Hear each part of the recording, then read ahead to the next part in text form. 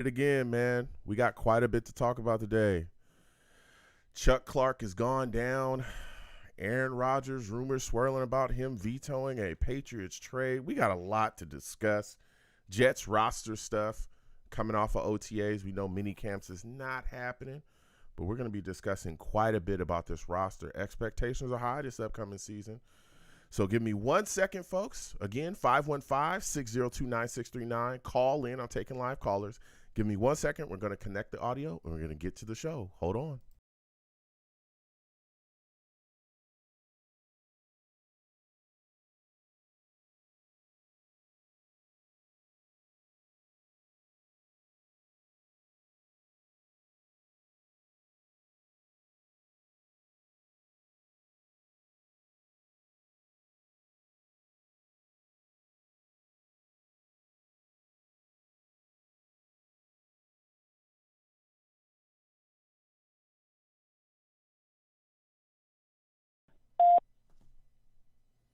Blog Talk Radio.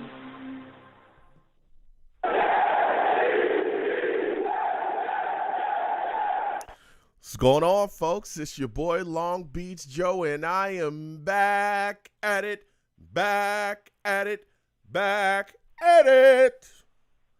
Again. I'm back at it again, man. Listen, we have quite a bit to talk about, all right? We got a big injury, New York Jets.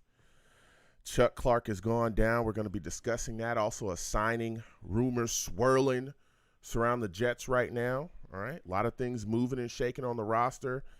A lot of talk about Aaron Rodgers vetoing a trade prior to becoming a New York Jet. We're going to be discussing that. We got a lot to talk about. Listen, let me get into it. I'm the man of the people. I'm here for the people. Let me shamelessly promote my Facebook page. Everyone go on Facebook, search The Long Beach Joe Show. Like that page. My content's up there. Go ahead and give it a listen. Message me. I'll message you right back. I love going back and forth with you folks about this football team. Listen, your boy's also on iTunes as well. Go on over to iTunes, okay? Type in The Long Beach Joe Show. Subscribe to the podcast and give me a 5-star rating.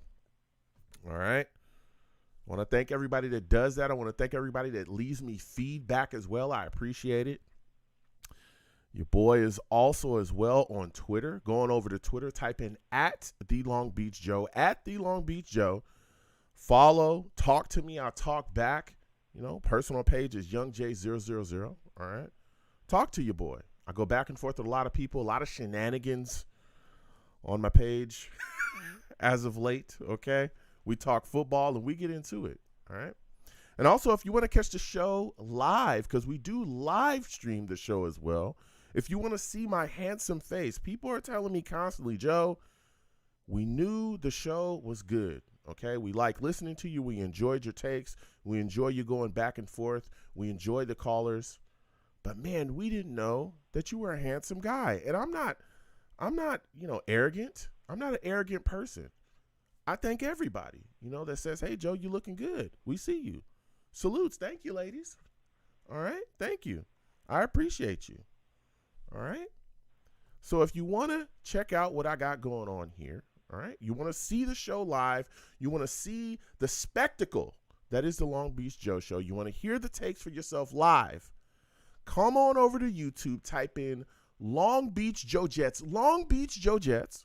Subscribe there, hit the notification bell, so when I post content, you'll be in the know. Also, give the videos a thumbs up. Because let me tell you something. You come in here live, it's a different type of time. It's a different experience because you're going to be dealing with the savages in the chat, okay? You want to know why I call my chat the savages? Because they're savage. Savage! Salutes to how about them Jets. Listen, my chat gets after it, all right? No one's safe. Not even me. If they don't like your take, they're going to let you know about it, okay? So I call them savages. Don't play around. I'm telling you, they'll destroy you, all right? So we having a lot of fun, moving and shaking, a lot of things moving and popping. Salutes as well to those of you that listen to me on Blog Talk Radio, /Long Beach Joe Show. I want to thank y'all for that as well. Listen, a lot of things going on with the New York Jets, a lot of things happening, a lot of things moving and shaking, and we're going to get into it, all right? We're bouncing. Everything's feeling good. But before I get there, everyone knows I am a huge New York Jets fan, right? Clear as day. The show's here. You see the two, people that are next to me, Sauce, A-Rod, they're in the building, all right? But I am not from New York, nor am I from the East Coast, okay?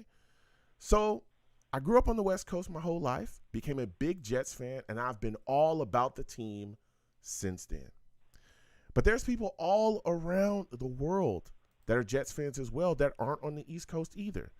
And they find a way to gather people to come together and share their love for the team with others. They find other Jets brothers and sisters. They sit down on a weekly basis and watch games together and cheer this team on through thick and thin. So tonight we're going to have one of those people come on, and he's going to talk to us about what they're doing. We're going to have Adam Bartolo come on from the Virginia Jets fan club, and he's going to discuss to us what they do in Virginia, how they rep the Jets, and how they show their love. Adam, thank you for coming on the show tonight. Welcome to the Long Beach Joe Show. How are you doing today, my friend? Joe, I'm doing fantastic. I want to, first of all, thank you for having me on. It's always a pleasure. It's always a thrill, really, to get invited by you to hang with you and the Savages. Yes. And I want to say a special hello to everybody watching. And, some people call me Adam. Some call me Wa2K99. I go by a number of names, usually because I need to keep hiding out and escaping. But I'm excited to talk some Jets with you tonight. Absolutely. Absolutely, Adam. I'm fired up as well. Now, listen, let's start off with this. Explain to my audience how you became a fan of the New York Jets, man. All right. So I was born in the early 80s, grew up in central New Jersey. I grew up in Edison, so pretty much right in the middle of the state, about 30 minutes south of the Meadowlands, we'll say. And I did not grow up in a big football household. My dad is a Dallas Cowboys fan despite growing up in Brooklyn, New York. He has some weird allegiances in our family, no doubt about it. But my next door neighbor was a really big time Jets fan. His name was Tom. And I really grew up a big fan of the New York Mets in baseball, and that was the stadium I always went to. But really growing up, I was really a New York football fan in the 80s because both teams at the time really had some things that were really appealing. But the more I got into the Mets, it just felt like the natural fit was to go with the Jets, sort of like the second team, in the city, the more blue collar fan, the one where, it develops your character to root for that team. I mean, I like rooting for teams where you don't have a bandwagon going on. Oh, yeah. And no doubt that is the situation with the New York Jets. Oh, yes. And over the years, it's just grown stronger and stronger. And what you have now is a very devoted, passionate, crazy guy that you're speaking to right now. Mm-hmm. Yeah, listen, Adam, that's a story. That is a story. I know a lot of people fall in love with this team a lot of different ways. Some people just grow up in a household and they just told from the time that they can remember, put this green jersey on, you're a Jets fan. That's in the discussion. You know what I'm saying? But you fell in love with the team naturally. And like you said, for years, there was no bandwagon here. You love the Jets. You love the Jets. There's no bandwagon fans. We had some issues. But things are changing a little bit, and we're going to talk about that a little bit later, okay? Because we've made some big moves. We acquired a big quarterback, and we've got some guys in the building that really I think is going to turn things around. But we'll talk about that in a second. Now I want to discuss with you your fan club, man. How did your fan club come about out there in Virginia? It was something that I really was looking for because I lived in Chicago for 20 years. I went to college in Boston. It's amazing that I'm alive after that experience. As a matter of fact, just on a side note, I got my 20-year college reunion in Boston coming up this fall. I have not been in that city in 19 years, and I'm telling you this, it is the week after the first Jets-Patriots game. it better be coming off a Jets victory. I don't even know if I could show my face in that region coming off another loss. But I don't. Yeah, but I'm so used to dealing with fans of other teams. You know, living in Chicago where I was, it's like 95% Bears, 4% Packers, and 1% everything else. I mean, you know, it's sort of a Midwest thing, but people don't come there from all over the country. So we did have a Chicago Jets fans group down by Wrigley Field on Clark Street at a place called Country Club. So if you're ever in Chicago, check out Country Club. They got a great group there too. But it was difficult to get to because it was at least an hour drive, and that's without traffic. You know, tough to find parking, paying the Chicago prices. I mean, I'd spend as much time commuting down there as I did actually watching the game. And it wasn't something I could do all the time. So I had my local place in the west suburbs of Chicago that I loved going to, but I was always the only Jets fan there. And, you know, if something happened, whether it was good or bad, believe me, the whole restaurant knew about it. I mean, that was just part of the deal. They just knew who I was.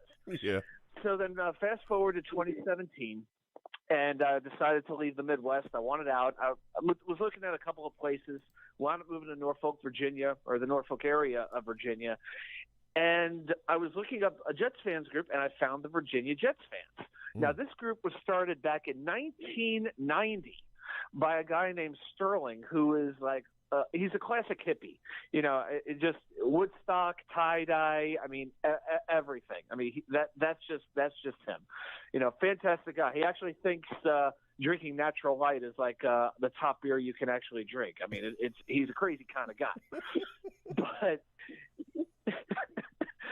so I find this place, and I start hanging out with the group, and within weeks I was leading the touchdown chants because of my energy.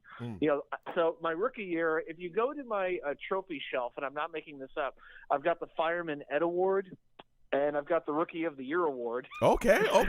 So that's how serious this group is. I mean, we're talking award ceremonies and all kinds of stuff. I mean, it's serious business. It's a big deal. And fast forward about 2 years later, Sterling moved down to Florida, where he is today, and they were looking for a new president. One guy was there 6 months, but in that position, but he moved away down in North Carolina, and they gave me the spot. And I've been president of the group now for 3 years. And on Facebook, I'll tell you what, the Virginia Jets fans, we've got about 750 people right now as part of the group. But Okay. I'll tell you one of the things that's so cool about it, it's not just about football, it's about family. Yeah. Because it's not just meeting for 17 regular season games. You know, we have an off season. We have events. We go to baseball games, hockey games. Last year we did axe throwing together. You know, we did a draft party on Thursday night. On the Saturday, we did our chili cook-off and watched the third day of the draft together. You know, and so those have been some of the big moments. But I've gotten much more into the graphic design lately, and I've started to, you know, create a little bit of a YouTube presence and design stuff, trying to make stuff a little bit more slick. But you know, we love having people come in because Virginia, I'll explain this. Norfolk, Virginia is a very heavy military area. Yep. People move here from all over the country all the time. That's a fact. So that's one reason it was so easy for me to fit in, because you have a lot of New Yorkers and whatnot that come down here. So it's been an absolute blessing for me to find this group. Yeah. Listen, Adam, where can people hang out with you? Where do you folks meet? How do you folks get together? Yeah, so the easiest way to find us, first of all, on social media is on Facebook at the Virginia Jets fans. But we watch our games at AJ Gators on Shore Drive, which is in the north part of Norfolk. It's a little strip mall, basically right across the street from the beach. And, yeah, we've got our own corner there. We got plenty of TVs. The food's really good. If you know Green Bean, he has come down a couple of times from Charlottesville because he lives a couple of hours away. And he's a little bit of a wing connoisseur. He's ordered the Gates of Hell wings, and he keeps raving about them because they're not just hot. They've got flavor. Okay. So it's good food, good drinks, good service. Yeah, it's a great place to hang out and watch football. It really is. So AJ Gators on Shore Drive in Norfolk. Awesome. And again, we're speaking with Adam Bartolo of the Virginia Jets Fans Club. He's given us some great knowledge about everything that they do there in Virginia with the fan club and how they put things together. Now, Adam, earlier you talked about the club not just being about loving the team, right? You folks cheer the Jets on through and through, but it's also about being family. You connect with each other, okay? And I know that myself, right, when you're in an area like you are in Virginia, having that connection with other Jets fans is big because, boy, it can get rough out there, all right? Virginia, there's a lot of, Washington football team fans. There's a lot of Cowboys fans. There's a lot of just miscellaneous fans. But one thing I noticed, they all love to dump on the Jets, at least when I was there. That's what they enjoyed doing, okay? When they saw me in my green and white jersey, it was the Jets are trash. The Jets suck. Hey, how could you be a fan of the Jets? It was just, constant comments, and I would have to respond the way I needed to respond, okay? Now, for you, Adam, what is it like being a Jet fan in your local area out there in VA? It's not as bad. Put it this way. I was able to kind of slip under the radar in the Midwest because nobody had any real reason to like or hate the Jets where I was. Mm-hmm. But now it's crazy. You'll drive down the road and you will see every single team if you look hard enough. You mentioned Washington, you mentioned Dallas, but you still got a lot of fans here from Philly.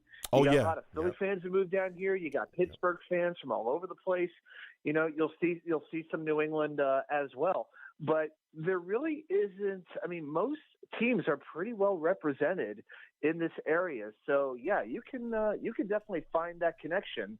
Now by no means are the Jets a bandwagon team, although I wouldn't mind them becoming a bandwagon team. That just means that they're doing well.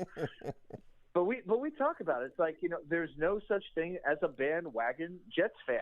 Yeah. There hasn't been, but I got a feeling that kind of might start. But I'll tell you another thing I've noticed. People who hate Aaron Rodgers, they now hate the Jets as well. We're no longer like the lovable losers. We're like, people either love us or hate us right now. Yep. I'm noticing sharp, serious, firm opinions on the Jets. And I don't think it's been that way since Rex was coaching. I think it's been well over a decade since the Jets were in that situation. Yeah, listen, I keep telling people with the moves we made, we are now, the team that a lot of people are circling on that schedule. We got 6 primetime games, Adam. 6. Could be 7, I think. I think they might flex one of our games. We're gonna be on TV. We're gonna be everywhere, okay? And now, listen, we've talked to you about your fan club. Everything you folks are doing there in Virginia, I want everybody to get involved with everything you folks do. But I want to talk to you about this team. I'm chomping at the bit to discuss the things that we've done and the moves that we've made. You started to talk about Aaron Rodgers. That fired me up. Like we said, all eyes are on us now. We are now the team that everybody's going to be looking at to beat. They're circling us on the schedule. They know every single time the Jets roll in, everybody and their mama is going to be watching that game because of the man, Aaron Rodgers. Give me your thoughts and your feelings on Aaron Rodgers now being the New York Jets quarterback. I mean, isn't it surreal? Has it hit you yet that he really is our quarterback now? No.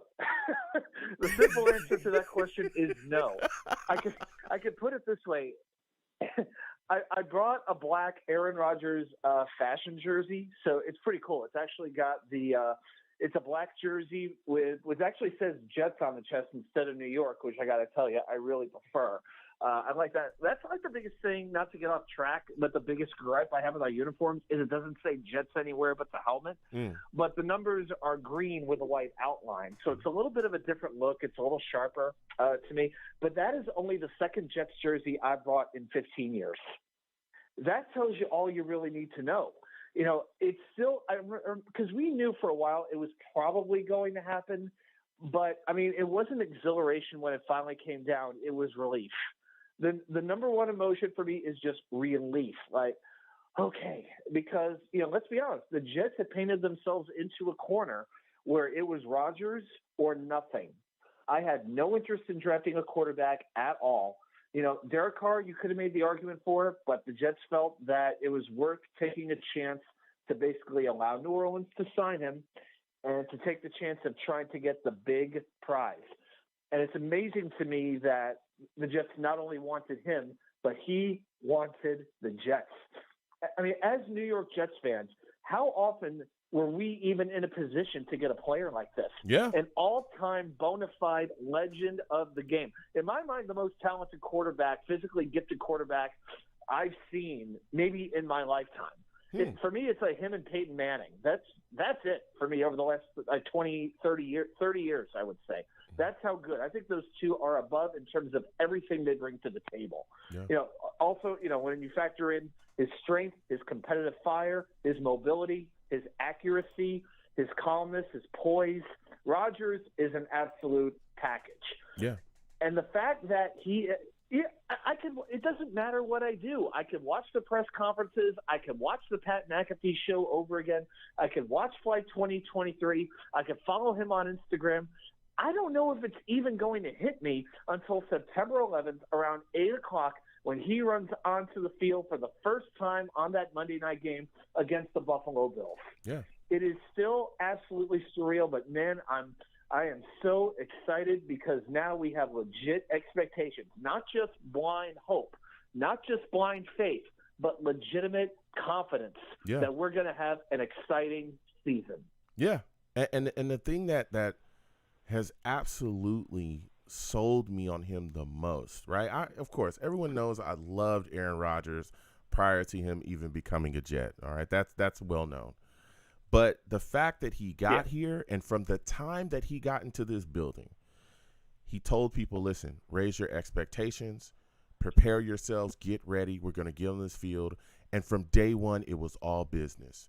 Came into, did the voluntary workouts, got with guys. You see him on the sidelines teaching guys, him and Nathaniel Hackett. They're letting guys know, hey, this is where you need to be. This is what you need to do. If things are not going the way they should be going on the offensive side of the ball, he will stop things, post snap, break things out, say, hey, look, this is where you need to be. This is where you need to go. He's directing guys. He's breaking film down with guys. He's in the film room letting guys know where they need to be within the offense.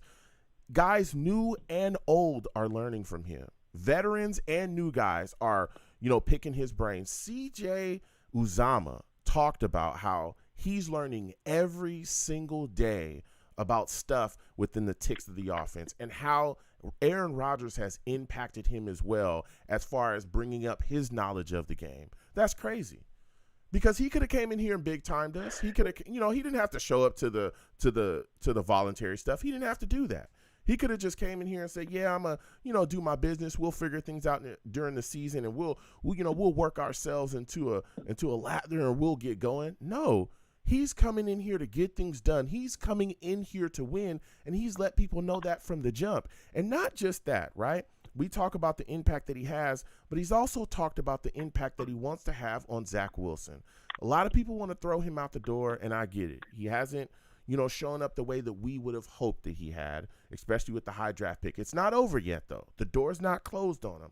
But Aaron Rodgers has impacted him as well. He's talked about, Zach Wilson has talked about how he goes to Aaron and he picks his brain and he tries to figure things out. And he's learning so much within the offense every single day. And Aaron himself even said that one of his duties, one of the things he feels like he's responsible for outside of just playing well on the field is preparing Zach Wilson so that when his time is done and he's ready to move on, maybe 2 years from now or 3 years from now or whenever, he's going to try his damn best to make sure that Zach Wilson is going to be prepared to take the reins when he goes.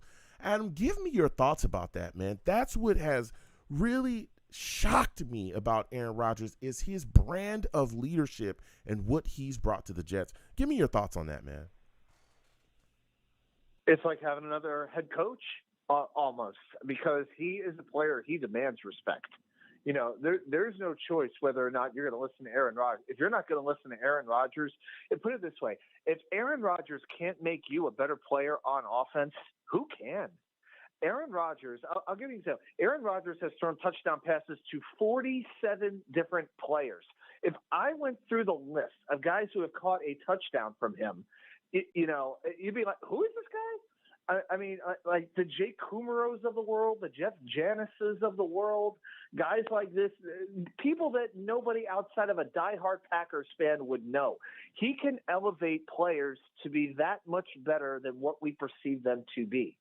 And so to me, there isn't a single player on offense I'm like, well, this guy, he can't contribute. I have so much more confidence in what this offense can potentially do. And here's the other thing, the depth. Look how deep this offensive line is. You know, how many years have we been watching Jets games? Let's just talk about preseason games. I'm not even talking regular season.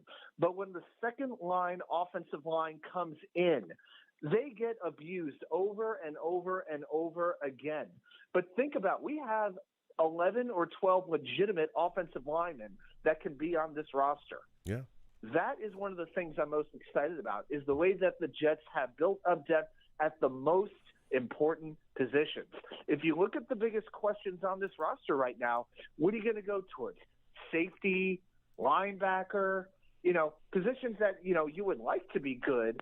You know, is Breece Hall going to be ready to start week one? These are positions you want to be good, but if they're not the most important positions in the world. And for years, our best players, our top draft picks were safeties, linebackers, running backs, you know, guys like this.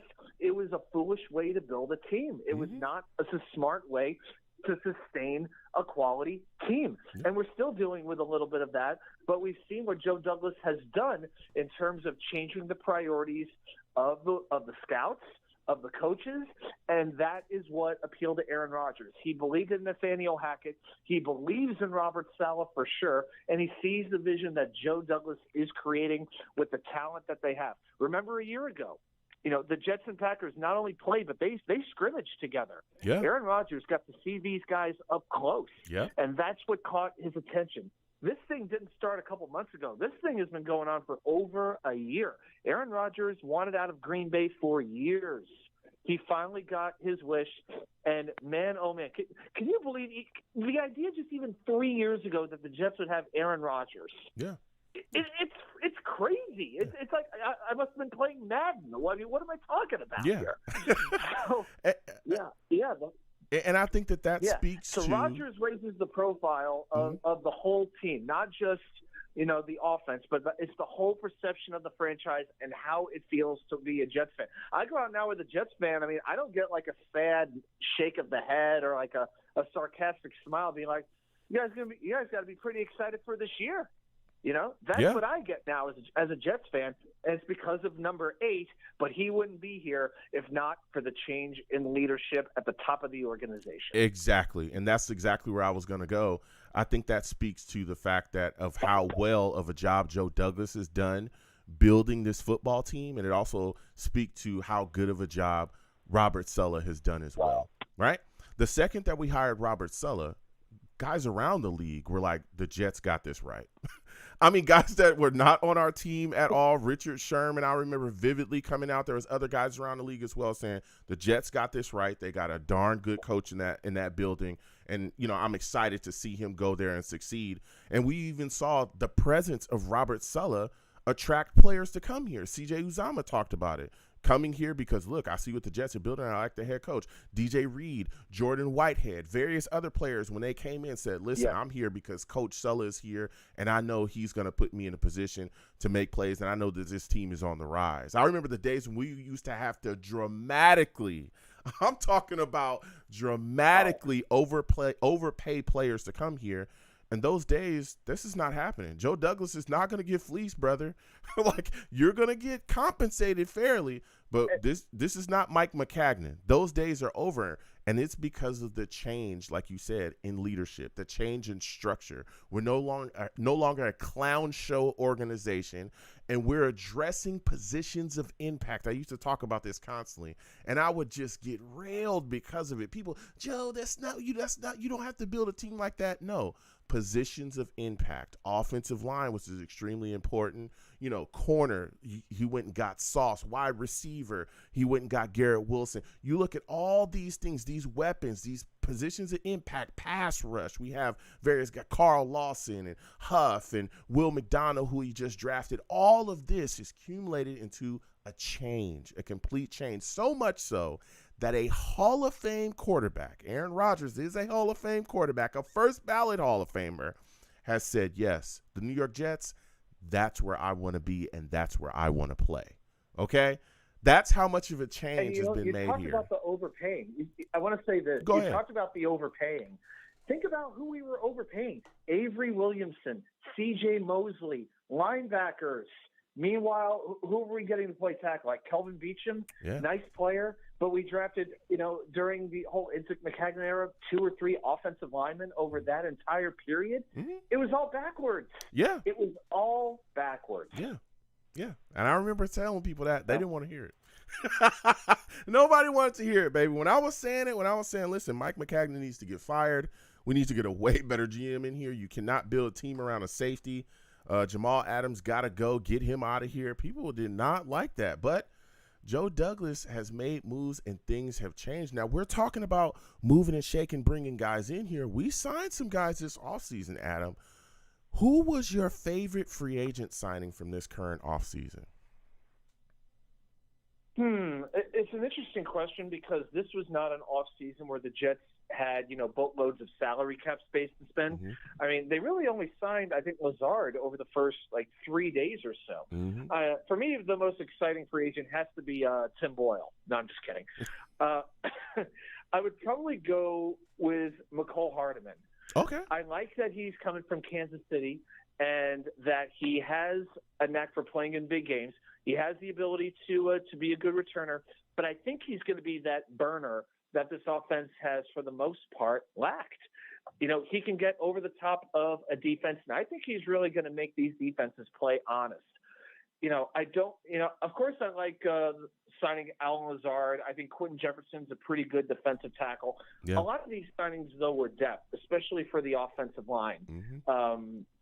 I just think McCole Hardman has a big upside. Not that he's going to finish first on the team in yardage or touchdowns or targets or receptions or anything like that. But I think this is a player that you can use in a number of ways, not only as a returner, but as sort of a gadget player who can – he's like Braxton Berrios, but a much better. I think he's going to be a much better Berrios, better hands, better size. I think this is a player who's going to make a pretty big impact as long as this offense knows how to use them, what kind of formation to put him in. So I would go with Hardman. Yeah, I think McCole, I'm telling you, he's going to come in, like you said, as well and be that weapon X. We're going to move him around a lot. We're going to see, jet sweeps with him, handing the ball off to him. I think Nathaniel Hackett's going to utilize him in various different ways, moving him around in that slot as well. I'm telling you, I think he's going to be able to pick apart some defenses. And like you said, he's a guy that can move. This is a guy that can fly. So that explosive type of option is really going to benefit the New York Jets, especially, again, you got Aaron Rodgers throwing him the football. You know what I'm saying?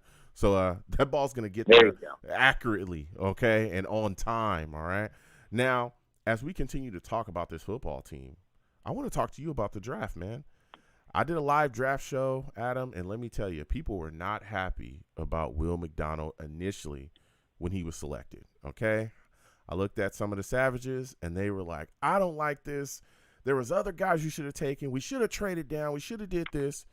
Give me your thoughts about Will McDonald, and tell me who your favorite New York Jets draft pick was from this recent draft. The whole process has become more and more fascinating as time has gone on, because we had a draft party at AJ Gators with the Virginia Jets fans, and it's actually pretty funny. So I'll tell you a little story about it. So we do a raffle, and what I do is write down a bunch of players' names, draft prospects' names, put them on a piece of paper, put everything into a hat, and everybody at the party got like 2 or 3 slips of paper. So whichever player's name was the first Jets draft pick, they would win a prize. Okay. The funny thing about that is I wrote down 40 names. Will McDonald was not among them.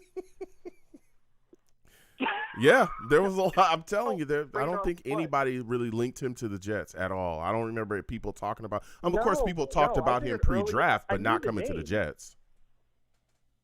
No, I mean, I knew of him. I figured he was maybe an early second-round pick. Mm-hmm. I could have seen that happening. But I didn't see defensive end. I wanted to address defensive tackle. I wanted to address offensive tackle, more than anything. But now that we've figured out a little bit more as we go along, we've seen now that Joe Douglas foresaw what was going to happen. Mm-hmm. He saw Pittsburgh trading up and selecting Broderick Jones. And apparently Broderick was not that high on the Jets' wish list. They wanted him, but they weren't completely head over heels for him. I still think Paris Johnson was the player they really wanted. Mm-hmm. If they could have had their pick, I really think it was going to be him, but it was never realistic. No. So that was a little bit of a blow. I was interested.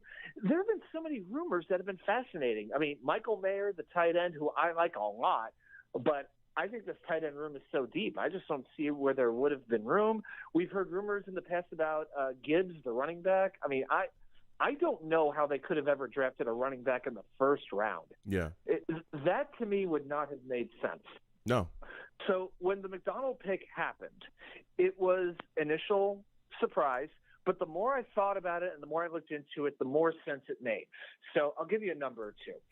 The Jets finished 5th in the league last year in sacks. They had 45 sacks, which is not a bad number.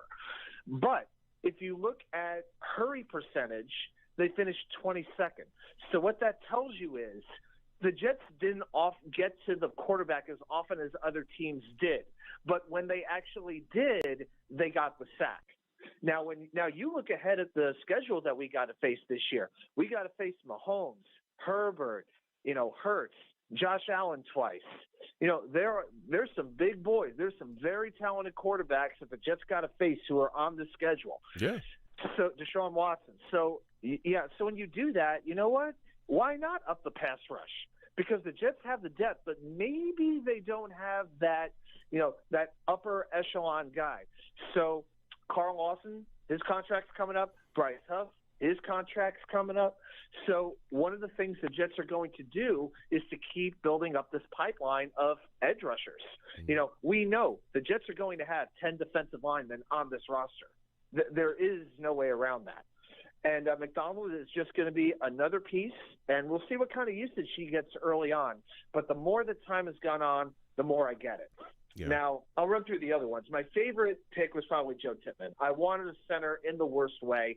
I was very, very happy that the Jets were able to get him. They clearly valued him over John Michael Schmitz, and I think that's who most Jets fans were hoping would fall to that draft spot. But they took Tippmann. Love it. Love the mullet. All good. Most of the other guys I didn't know a whole lot about. I mean, Carter Warren I wasn't very familiar with. The big thing with him is injury history. Mm-hmm. I kind of look at him like I would Max Mitchell last year. This should be hopefully a redshirt season for him, to sort of refine his game, refine his footwork, and hopefully he can have a big role on the team next season. Israel, running back, love the speed, the fact that he was a sprinting champion, the fact that he's a New Yorker. I like all of that. Zaire Barnes and Jarek Bernard-Converse. Well, the backside of this defense, especially in the middle, it needs some speed. I still don't know if this is a team that is going to be very good at coverage, particularly in the middle of the field when it comes to tight ends, running backs, and things like that. So I'm hoping those guys will be able to play a role. As a matter of fact, I think Jarek Bernard-Converse might be in that Jason Pinnock sort of role, where the Jets might work on converting him over to a safety. Mm-hmm. So that's something I would look at. But I got to spend 1 minute and talk about my guy, Zach Kuntz. Now, just truth be told, Zach Kuntz went to Old Dominion University. The Virginia Jets fans, we have season tickets to ODU football. As we know. So I got to be honest with you. As we know, yeah. Not that you're a homer. Guy. Not that you're a homer, but Zach go ahead. Kuntz is our guy. Mm-hmm. So we have adopted Zach, no doubt about it, as our guy. We really hope he makes the roster. His athleticism is off the chart. He is very raw. He still needs to learn how to play the game. I have no idea. He has a very low floor, but a very high ceiling. But the fact that he feels like our guy, oh man, we're gonna be riding it with Zach Kuntz. He'll be like our ride or die jet, no question about it. Yeah, you listen. I think Zach will see what happens with him. Again, we're loaded at tight end with Ruckert, Uzama. Then you got Conklin as well. We'll see what happens going forward. But let me tell you something. When Will McDonald was selected, I was surprised he wasn't the guy that I thought we were going to go after. But once Broderick was taken off of the board, and I personally believe that if Broderick was there, the Jets would have drafted him. I know people want to go with this, narrative that the Jets would have taken Will McDonald anyway. I don't personally think that, and I think there's some clues to that. I've talked about that in the past as well. But Will McDonald being in the building is a good move for the New York Jets because, like you said as well, you look at where we're trying to go in this league. If you can't rush the passer, because as of right now, the Super Bowl runs through Kansas City. If you can't find some way to get to Patrick Mahomes and bring him down, you're going to have a long day against them. And the Bills in our division is a team that was looking at the situation and said, hey, look, we're going to go up against this team, every year it feels like if we're trying to get to a Super Bowl. What did they do? They went and got Von Miller. They already had a good, pass rush. They had guys over there that was getting it done. But they said we need to keep up in the ante because we got to find some way to get to this guy in Kansas City and get him down. So when you look at us, we should be doing the exact same thing. You have to get edge pressure in this league. If you don't, man, you're going to have a long day. And even if it's good, it doesn't matter. Get better.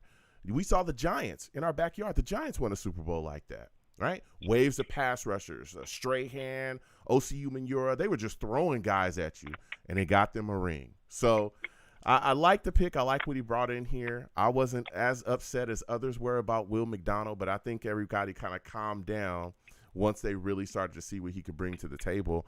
And even talking about him in college, he wasn't necessarily played. A lot of people talked about him being played out of position and that even, he was still succeeding, but if he would utilize better within the defense, boy, oh boy, you could really unleash. But he's a long guy. He's got a lot of bend and he's got a lot of speed to him, so I'm excited. Listen, Adam, it's been phenomenal speaking to you tonight. Before I let you go, give my callers, give my listeners all of the information to get involved with you, the Virginia Jets fan club, and also tell us about your YouTube. You haven't said nothing about that. Tell us about your YouTube and everything you're doing on here as well. All right. Well, thank you for that again, Joe. So you can reach out to the Virginia Jets fans at the Virginia Jets fans on Facebook. That's the best way to get a hold of us. You're more than welcome to join. And, hey, even if you don't live in Virginia, if you ever want, if you're ever in the area, you're more than welcome to join us. And, hey, even if you're in the Northeast, you could always take an Amtrak train down to Virginia from as north as Boston. It goes all the way down into coastal Virginia. And, you are always more than welcome to join us. So we meet at AJ Gators on Shore Drive in Norfolk, Virginia. And like I said, it's more than just about the game days. We have a whole off season. Our next event is going to be the Family Fun Day, which is our annual pool party. And that's going to be on July 22nd. And we're actually going to be hanging out, it looks like, with the local Browns fans. Oh, okay. For the Hall of Fame game in early August. Yeah, they got quite a group. They pretty much, put it this way, they are as blue collar and as roughneck as you would expect a Cleveland Browns fan group to be. They literally live up to all the hype. God bless them. I got to say that. Mm-hmm. So, and as far as my YouTube goes, you could find me at NY Sports Wicker Media. So NY Sports Wicker Media. And I've been doing that channel now for a little over a year, and we are at well over 600 subscribers, which is fantastic. I try to talk a whole lot of New York sports, a whole lot of teams. So now my teams tend to be the Mets, the Jets, the Rangers, and the Knicks. But if something moves me, I'm going to talk about it. I've done some pro wrestling on there. I've done some U.S. soccer during the World Cup. Okay. I've done some Devils, done some Yankees. So, yeah, whatever moves me, I'll talk about it. But probably one of the next big things I got planned, next weekend, I'm going to be spending a weekend in Philadelphia, Pennsylvania. The Mets will be there. I'll be going to a game or two and kind of eating my way through the city. So my plan is to kind of video that trip a little bit. So you might have to watch me eat a little bit, but I'll be trying a whole lot of food, and I plan on having one heck of a time. So check that out at NY Sports Wicker Media. All right. Listen, Adam, I want to thank you for calling in tonight and sharing, all your love for the football team and also enlightening everyone about what you folks are doing there in Virginia. I'm going to let you go. You have yourself a good night, my friend. All right. Thanks so much, Joe. Thanks, everybody, for listening, and go Jets. That's what I'm talking about.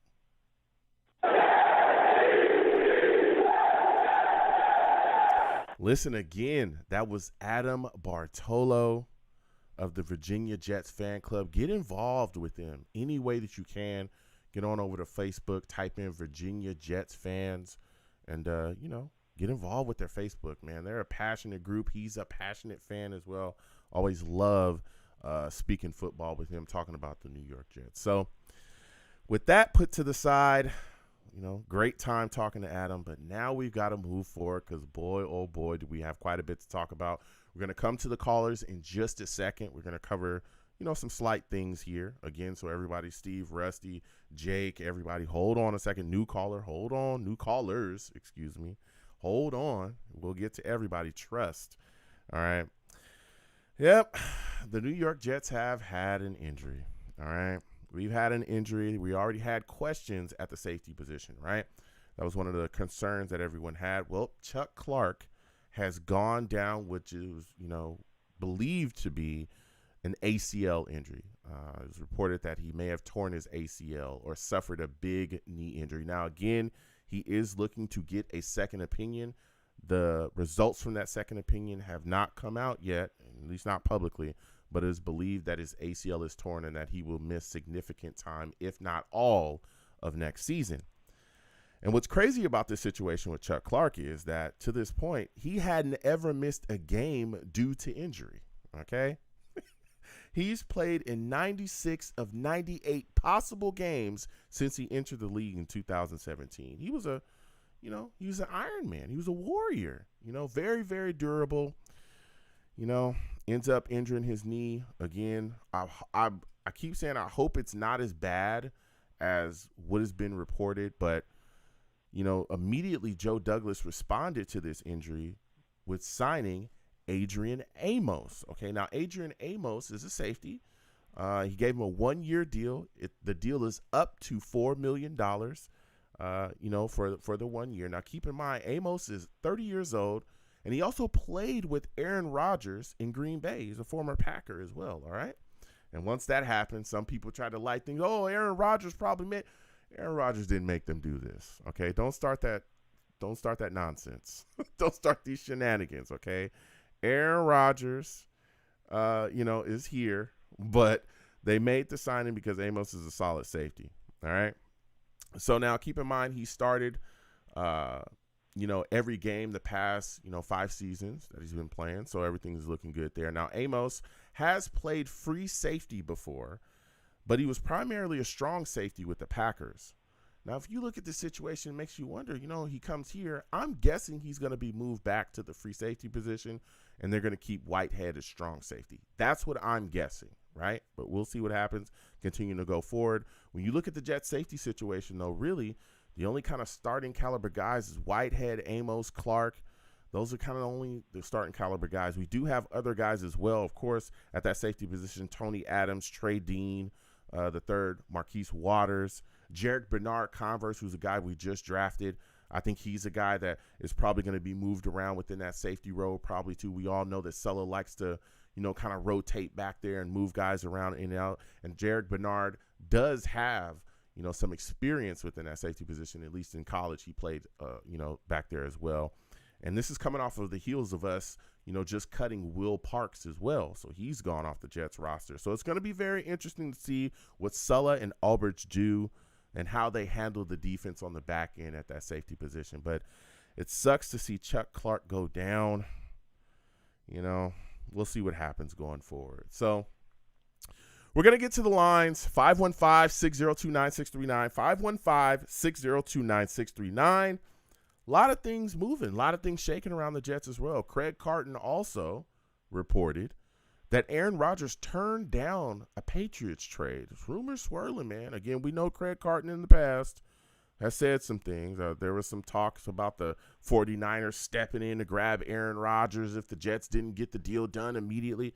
I remember that stuff, okay? Now, do I believe this report from Craig Carton? Not really. All right, I'm keeping it all the way real, okay? Maybe possibly the Patriots might have inquired about it, but to be completely honest, we knew the teams that were in on Aaron Rodgers from the jump. We knew. And it's been reported from the jump that the Jets were the team that stood out the most, and they were the team from the jump that really wanted him. And a lot of teams were good on it and pulled back. All right. So we're going to get your thoughts on that. According to Craig Carton, he told the Patriots and the Packers, if you trade me to New England, I'm going to retire. I don't know, man. I don't know about that report. All right. So we're going to get to it. Also, the Jets are practicing, okay? We're going to have joint practices with the Bucks and the Panthers, but not the Giants this season as well. That's interesting. No Giants, okay? Just Bucks and Panthers.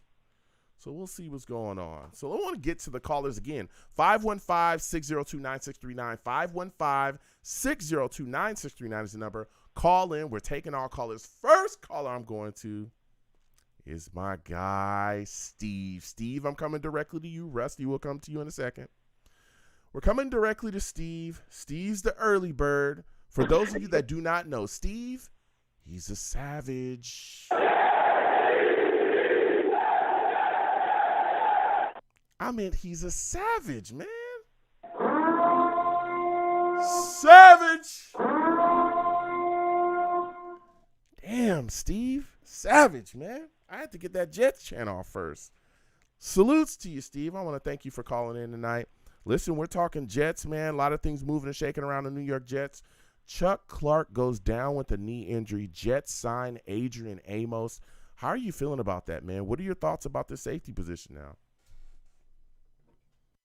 Hey, Joe. Well, first of all, thank you again for having me on your show tonight. It's always great talking to you. And listen, I don't care if you push the wrong button or not. Listen, it's all good, man. Okay. So anyway, obviously, we're at this time of the year now. The Jets are on their vacation now. This is the time when there's not really going to be any news in the NFL until when we get closer to July and all that stuff, like next month in July. But the thing is, as you mentioned, Joe, obviously Chuck Clark went down with an injury. It must have happened on the last day of practice, and apparently we didn't find this out until the next day after Jets had their final practice of their OTAs. And the thing is, listen, we don't know what the full injury is yet. I know Chuck Clark said that he's looking to get, a second option, obviously, to see if he could play through it. But you know what? Signing Adrian Amos obviously was really, really smart. I mean, I've watched his highlights before. When he's played in Green Bay, he's also played in Chicago. He is a really good safety. He's not. Listen, is he the best safety in the league? No, but he is a good partner for Jordan Whitehead, though. And the thing is, I know the safety position has been a lacking position for us for the last couple of years for us. But I did like the signing of Adrian Amos.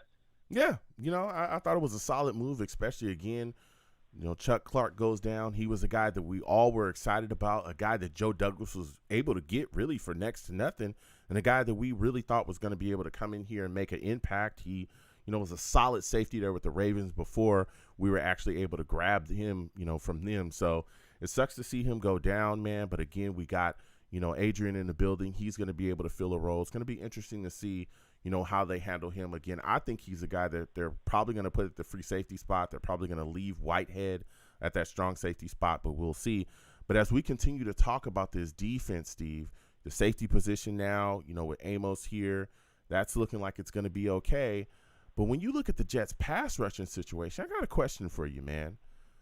What Jets defensive players do you think we'll see have double-digit sacks this upcoming season? Well, I do hope, though, when he gets his contract signed, I think Quinnen Williams could have a double-digit sack season this year. I also think Carl Lawson could have a double-digit sack season this year. And, heck, you know what? I'm going to take this as a risk of a pick, but I think Will McDonald could have a double-digit sack. I mean, obviously, okay. He obviously, go ahead. With Will McDonald, the thing is that, Joe, the other day, I was actually watching some of Will McDonald's highlights the other day from when he was at Iowa State, and now I can understand why Joe Douglas picked him at number 15. And the thing is, I know a lot of Jets fans at first, as the guy from Virginia who was just on, I listened to his whole thing. Mm-hmm. He said that, everybody, a lot of Jets fans I know did not like the Will McDonald pick. Everybody all thought the Will McDonald thing was a reach, Yeah. Listen, it is a slight reach that Joe Douglas did make. It's the very, very first time he ever did a slight reach on a player like him. But you know something, Joe? He has very, very quick speed. He's also very, very fast. And heck, even during the OTAs, he was actually making a really good first impression at the OTAs. Yeah. No, yeah. I mean, there was a lot of talk about him. Again, we saw him, during the drills, running, moving, and shaking. Yeah. Now, when you talk about double-digit sacks for Will McDonald, Steve, how many sacks are you talking, man? Are we talking in the early teens? Are we talking late teens? What are we talking here when you say double-digit sacks? I would say in the early teens. How early are you talking? Give me a number, because I'm interested now. Give me a number. 11, 12. 11 or 12 for 11, Will? 12. Okay, you're thinking he gets 11 or 12 his rookie year. All right. I don't know. We'll see. Again, he's going to I'll tell you one thing, Joe. Go if ahead. that does happen, he should win Defensive Rookie of the Year. Yeah, I mean, it's going to be tough to deny him of that if he's putting that type of pressure in. I mean, maybe it happens again. These different packages, if he catches heat. Again, Jermaine Johnson's a guy that's coming on as well. I think he'll take a step forward too. We'll see. It's going to be very interesting to see how they utilize Will McDonald. But if he does catch heat and he gets rolling, maybe he puts together some numbers. Steve. Now, we're talking about a lot of things here as well. I want to go to the offense with you. There's been a report put out about Aaron Rodgers. A lot of talk about him supposedly turning a trade down to go to New England. Supposedly, New England was talking with the Packers, and Aaron Rodgers shut it down and said, hey, listen, Packers, if you trade me to New England, I will retire, okay? What are your thoughts about this report from Craig Carton? Do you think it's true? Do you think it's nonsense? How do you feel about it? Listen, I don't know if it's true or not, Joe. I really, really, really don't know if it's true or not. Because I think if let's say if it was true, Aaron Rodgers would come out and say it because you know what it is. He doesn't want to see Bill Belichick win another ring. I think if it was a true statement, he wouldn't want to give Bill Belichick another ring. And the thing is that everybody would all even said that if Aaron Rodgers would play for the Patriots, it would be like another dynasty for them. But the other thing that I look at this situation, Joe, is, in my opinion, I really, really, really, really, really don't think it's that very true and necessary. I just think that guy just likes to say those things to just get attention. Yeah. But now. Yeah, that could be. Hold on, Steve. That could be true because he did. I remember, again, there was a recent report that he put out as well. It was before we got Aaron Rodgers. Okay, it was before we got Aaron Rodgers, and he was talking about the Niners would step in and snatch Aaron Rodgers from the Jets. And I was like, I don't know about that, right? We knew that Aaron Rodgers had publicly said he would never play for San Francisco. We also knew that Aaron Rodgers, also not only did not want to go there, but they couldn't afford Aaron Rodgers either when you look at their cap situation. And they already had a bunch of quarterbacks already there. So it was like, what spot exactly, was Aaron Rodgers going to fill there? They wouldn't be able to afford him. He doesn't want to go there. And the Packers couldn't send him to anywhere he didn't want to go. And they already had quarterbacks. So it was like, the whole hurry up and make the trade Jets or San Francisco is going to snatch, that was kind of a nonsensical rumor as well that he was reporting to. But, I don't necessarily believe it myself. But, he keeps putting it out there. But I'll tell you what, the fact that Aaron Rodgers chose the Jets, okay, aside from the rumors about New England, the fact that he chose the Jets shows you that this place has changed. It's changed quite a bit, all right, because he could have gone somewhere else. There were other teams interested at certain points, But from the jump, he said, hey, the Jets are where I want to be. I want to play for this football team. He went on Pat McAfee and told him, hey, listen, I want to play for the Jets. I've told the Packers I want to play for the Jets. And now look where he is. He's here in a green and white jersey doing work, Steve. Give me your thoughts, man. Yeah, no, it's really, really great how he is doing work, like with the Jets, and especially with the fact that he helped volunteer, like he decided to go to the OTAs because obviously he wanted to learn. He wanted to show like all the new players about like what him and Nathaniel Hackett had done when they were in Green Bay together, and and even Zach Wilson came out in an interview and literally said this, that he is liking the system of Nathaniel Hackett more than the 2 years that he's been under Michael LaFleur.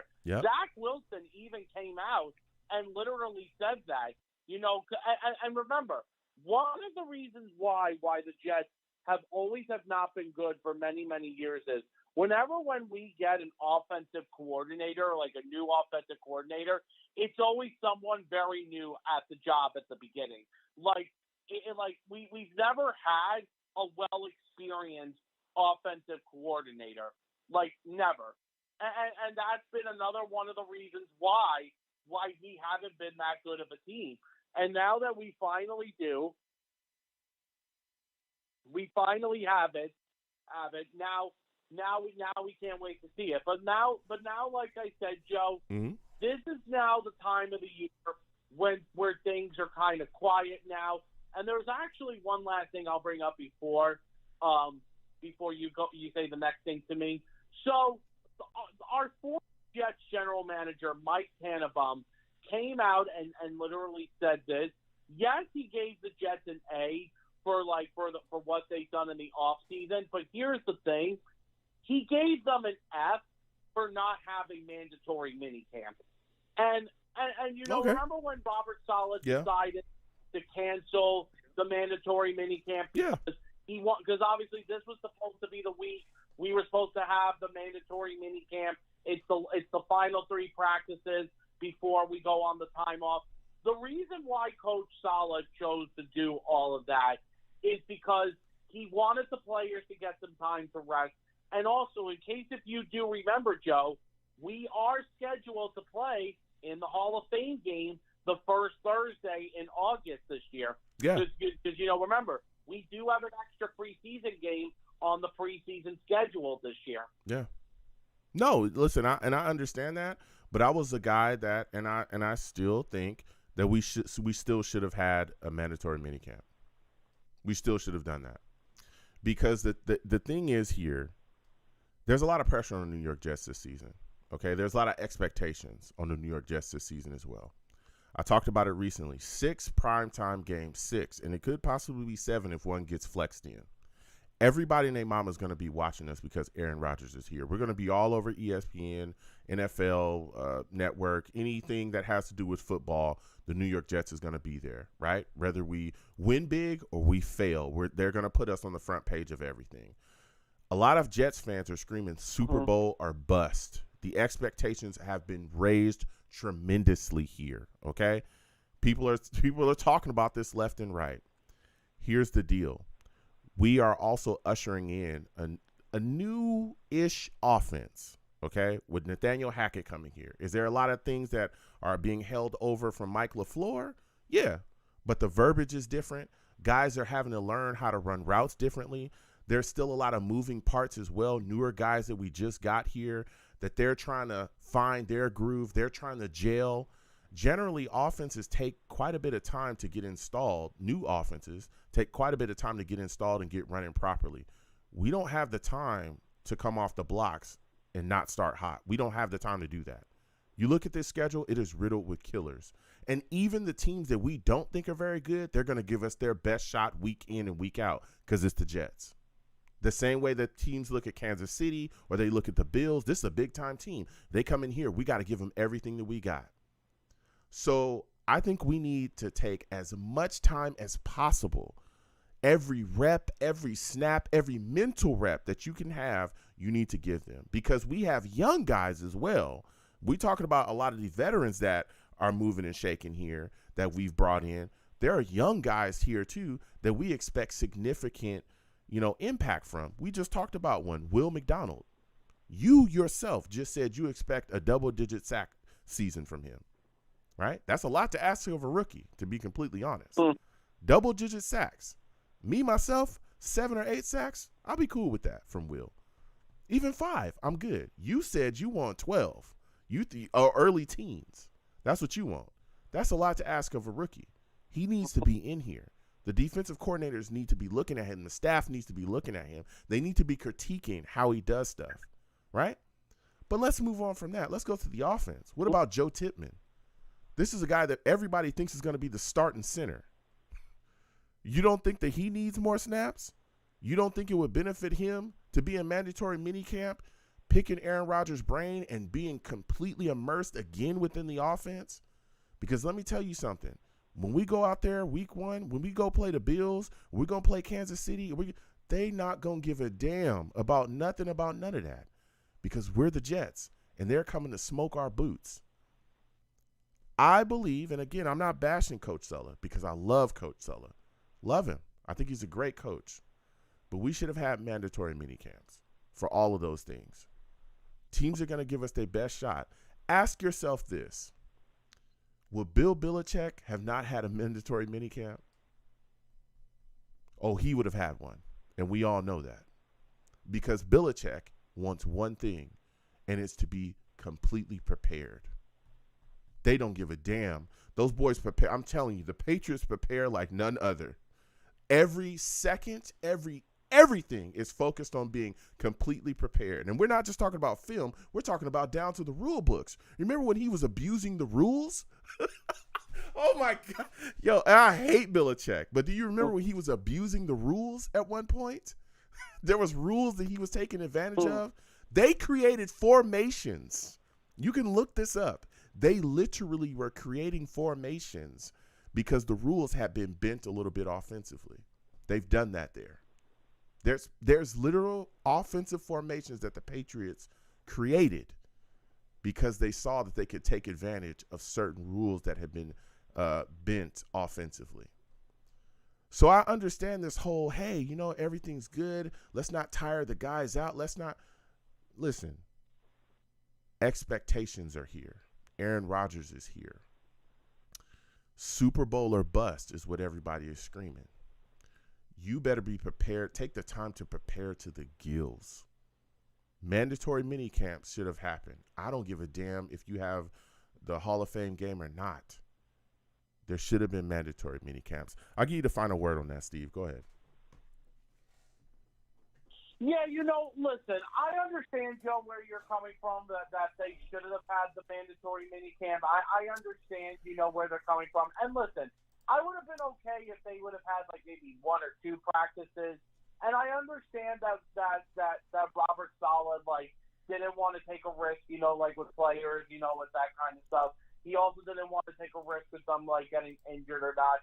Mm-hmm. But you know what? Listen, at the end of the day, because Coach Saleh says now Coach Saleh did mention that if there were things in OTAs that he did not like, then yes, he would have had done a mandatory minicamp. Mm-hmm. But according to what Coach Saleh did say, he said that he felt that the team was ahead of schedule. He also felt that he did like where the team was at. He even met with Joe Douglas about it, and him and Joe Douglas said to Coach Saleh, listen, you are the coach at the end of the day. It's your decision on what you think is right for the team.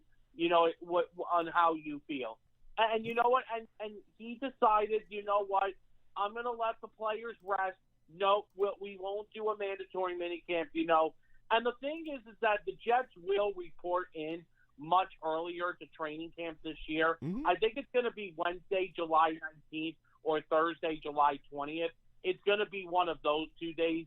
Mm-hmm. It will be the earliest they ever have reported to camp because every year when it always came to reporting to camp, it was always at the way end of July. But now it's going to be to the middle to the end of July this year. One thing is because of the Hall of Fame game we have in August. So, you know what, Joe? At the end of the day, we'll see But right now, this is the vacation time for the team. Yeah, no, listen, I hear you. I understand that. It's vacation time, but, me personally, I don't think it should be vacation time. I think it should be preparation time. Listen, Steve, I'm going to go ahead and let you go because I got callers. I got to slide off. I want to thank you for calling in. Next time I have a show, I want to hear from you, all right? All right, Joe, no problem, man. Good night. All right, you have a good one. Yeah. Steve calling in. Listen, I've gone back and forth with a lot of people about that, man. People are talking about, hey, Joe, everything's good. Don't worry about mandatory mini camps. Okay, cool. I'll tell you what. If the New York Jets start this season, because it's a possibility, we got some killers on the schedule. I don't know if y'all know that, okay? I don't know if y'all looked at the schedule. Buffalo, Dallas, New England, Kansas City, Denver, Philly. Those are some good football teams in there. Let the Jets start 1-5, okay, or 2-4. I guarantee you, we're gonna be hearing, I can't believe y'all skipped mandatory mini camps. I'm telling you. I'm just saying. And I'm not saying that that's gonna happen. I'm just saying that the New York Jets cannot afford to come out and not be hot offensively from the jump. They can't afford that. Okay? And there's a lot of moving parts and a lot of things moving and shaking around here. And there are like a lot of young players that we're expecting to have big impact in this upcoming season. And that's who benefits the most from mandatory minicamps is these young guys. And even these new guys that we brought in. Mecole Hardman. Hello. Okay. Hello. Okay. He could use it. I'm just saying. All right. Garrett Wilson, phenomenal rookie season. I expect big things from him in the second season. He's in a new offense here with Nathaniel Hackett, new quarterback in Aaron Rodgers, CJ Uzomah, all those guys. What about the battles we got going on up front in the offensive line? Everybody's acting like, oh, everything's just so solid. What about Joe Tippmann? Because I damn sure don't want Connor McGovern starting again this year. Mandatory minicamps, guys. I'm just saying. I'm not bashing Coach Sella. I love Coach Sella. If there was space up here, he would be up here on my screen as well. I'm just saying. 515-602-9639. 515-602-9639 is the number. Call in. I'm taking all callers. I guess, we're going to be going back and forth about mandatory minicamps and other things. Next, I'm going to go to my guy, Rusty. I see you savages. I'll come to y'all in a second.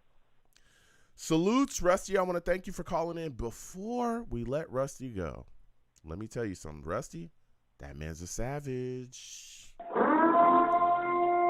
Savage! Let's go! Love you, Joe! Love you, fellow savages! Rusty. You already see me. I'm getting into it, going back and forth, talking about mandatory mini camps. We getting into it about a lot of different things here. Man. Listen, let's start there because I'm a guy, okay, that has made it known that I'm not the biggest fan of us not having mini camps, okay? I thought we should have had mini camps. Give me your thoughts on it. How do you feel about it? Do you agree with me or do you disagree with me being, a little perturbed about us not having mandatory mini camps? Well, respectfully, and love you too, I think we actually did in a way if you think about it. Because Rodgers came in, like he did the non-mandatory. All the rookies are there. Everybody else showed up. Things of that. And we also have the Hall of Fame game coming up. You know what I mean? So I think in a way, I think we chopped off the detour to where everybody was like, yeah, they're not fresh and ready. Meanwhile, we're fertilizing the soil, and now everything's ready to come to fruition. And, we're going to be like oaks, and you're not going to come through it. And, that's actually how I view it, because Rodgers doesn't show up. Now, I don't blame him. The dude's an awesome character. I watched, Pat McAfee, and you can tell when you watch it there. The media gave the man, things. And then, there's business things. So I don't blame on what he says and what he does, but you can see from the players, he's a real guy. You know, you wouldn't have these many Packers and everybody else coming over, and now with Amos coming over, that has nothing to do with Rodgers. You know, like our defense is different situation. Now, granted, it's a good thing because you know the trust factor is 1,000,000,000% there, but you know, Saleh's defense is Saleh's defense. We can't get that twisted. No, and listen. Boy, what a whew. And we're gonna get to that injury. I want to go back to the mandatory minicamp talk with you though. I understand what you're talking about, right? Absolutely. And I get it, right? Aaron Rodgers was there for the voluntary stuff they threw, but even having that minicamp, I think will greatly continue to benefit this football team. Even though Aaron Rodgers is out there, even when he was out there at the voluntary stuff, right? What do we constantly talk about? Stopping practice at times or stopping things post-snap and saying, hey, look, this is how you run it. Him correcting guys. Even him breaking down things in the film room has greatly improved guys' understanding of the offense, and they were still learning, right? CJ Uzomah, veteran guy, talking about it. Hey, man, he's helped me out a lot. I'm learning different things every day. So that tells you that, hey, guys still need to, you know, and of course, everything takes time, but the more you're out there on the field, the more reps you can get, the more mental reps, the more everything. Why not have mandatory minicamps for that? Because I personally believe Belichick, I'm telling you, Belichick would never not have a mandatory minicamp. He would never do it. He's a grimy. He's a grinder. You know, he's only won championship. Yeah, but that's how you win championships. He's a grimy grinder. Yeah. Let's meet me halfway. No, but no, not like that. I hear what you said. Love He is grimy. Listen, he is grimy, but I tell you what, he's a grimy winner. He's a grimy winner, right? Yeah. Right? He's a grimy winner. And He's what got do a they cramp value? in his pocket, though, because what do they value, though? Being completely prepared. And I talked about this. Even the teams we don't think are going to be good, like this upcoming season, like a lot of people, New England, a lot of people look at New England and thinking they're not going to be very good. Every team that we play this year, they're not. But they're going to be competitive in our division. Yeah, exactly. But every team we play this year, I didn't mean to cut you off. No. Every team we play this year is going to give us their best shot. Every last one of them. I'm talking to the wall. They're going to come out and play us like we're a 5-time Super Bowl champion because we're getting that pub. Heck yeah! Like look at 6 primetime games. I keep bringing it up, right? We got that target on us. Yeah, and we're not, exactly. On We got that juice. We got that juice. No trill talk. Like we them boys. We got that juice. So we haven't won nothing big yet, but we got that juice. So guess not what? Yet. We need to be fully prepared. And I understand what people are talking about. I get it. 1,000 million. Players don't want to tire guys out, blah, blah. I get it. But I'm telling you right now, the Jets have to come out from the jump, from the start of the season, and be hot offensively. You fall behind against Kansas City. 1,000,000%. You fall behind with Kansas City, they will put you away. We've seen them do it to really good teams. Oh, yeah. Come out and you fall behind early, they'll smoke your boots. We play the Bills off the jump. They did it to Philly, and Philly's insane. Talk about it. Philly, these are all teams. You need to come out and be hot offensively. We're installing a new offense. I look at it like, and I get it, the mandatory minicamp stuff, we got to report for the Hall of Fame game. Listen, you need as much time as you could possibly get on the field when you're installing a new offense. You need as much time as possible. Guys need to be out there. That's just my personal opinion. Okay, go ahead though. Give me your thoughts.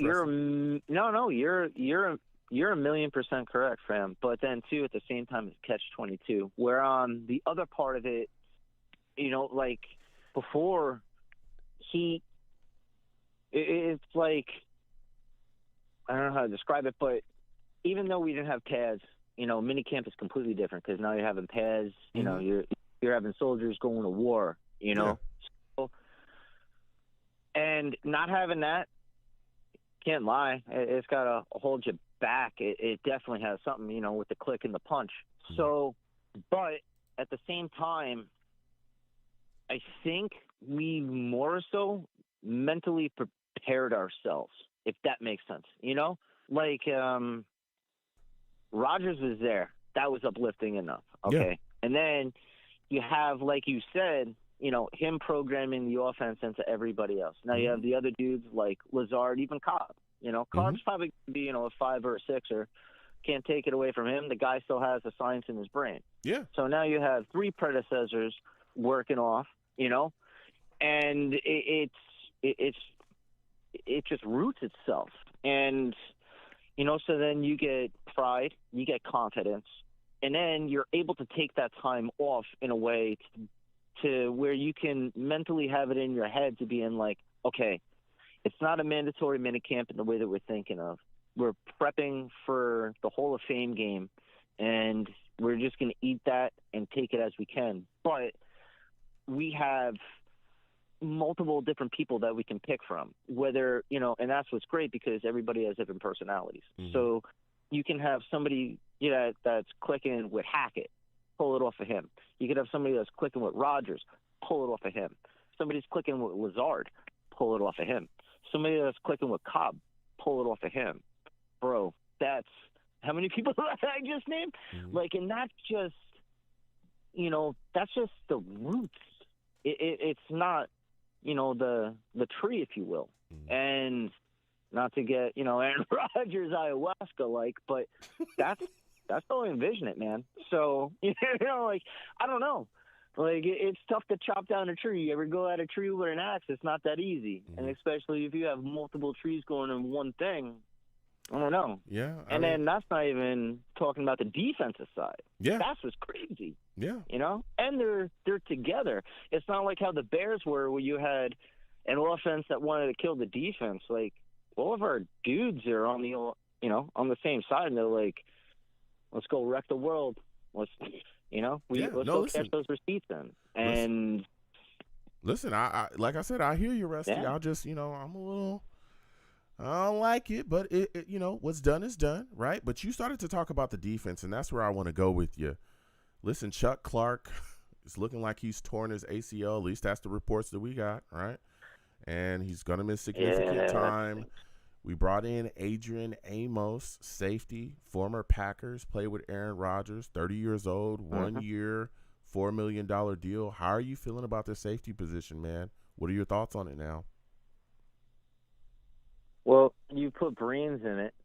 You know what I mean? Like, the guy's football smart. You know what I mean? Like, he knows the field like a grid, and he's very good with plotting and picking off. Last year, he was, you know, can't deny it. He was freaking awful. But prior to that, you know, it was Amos. You know, like, the guy was a stud, especially too when he was on Chicago, and then it was weird because he's running simultaneously with Rodgers hand in hand, if you think about it. So when he was on Green Bay, so when Rodgers was going through, you know, when he won the 2 MVPs, Amos was the man too. He had an off year last year, so did Rodgers. And now I see it as you have a good collection of extreme knowledge. And then getting Trey Dean, too. Oh, I wish we would have drafted him. I'm just so happy we got him at UDFA, honestly. Because now you put those guys into the pot and start cooking, geez. Like, athleticism, brains, and then you can just teach the youth when the youth has the brains, too, along with the athleticism. Whatever that word is, I just can't pronounce it at the time. But yeah, it's like that. It's one of those things. I don't know. The garden's growing good, but no, listen, I hear you, man. I'm telling you, I'm fired up about this defense as well.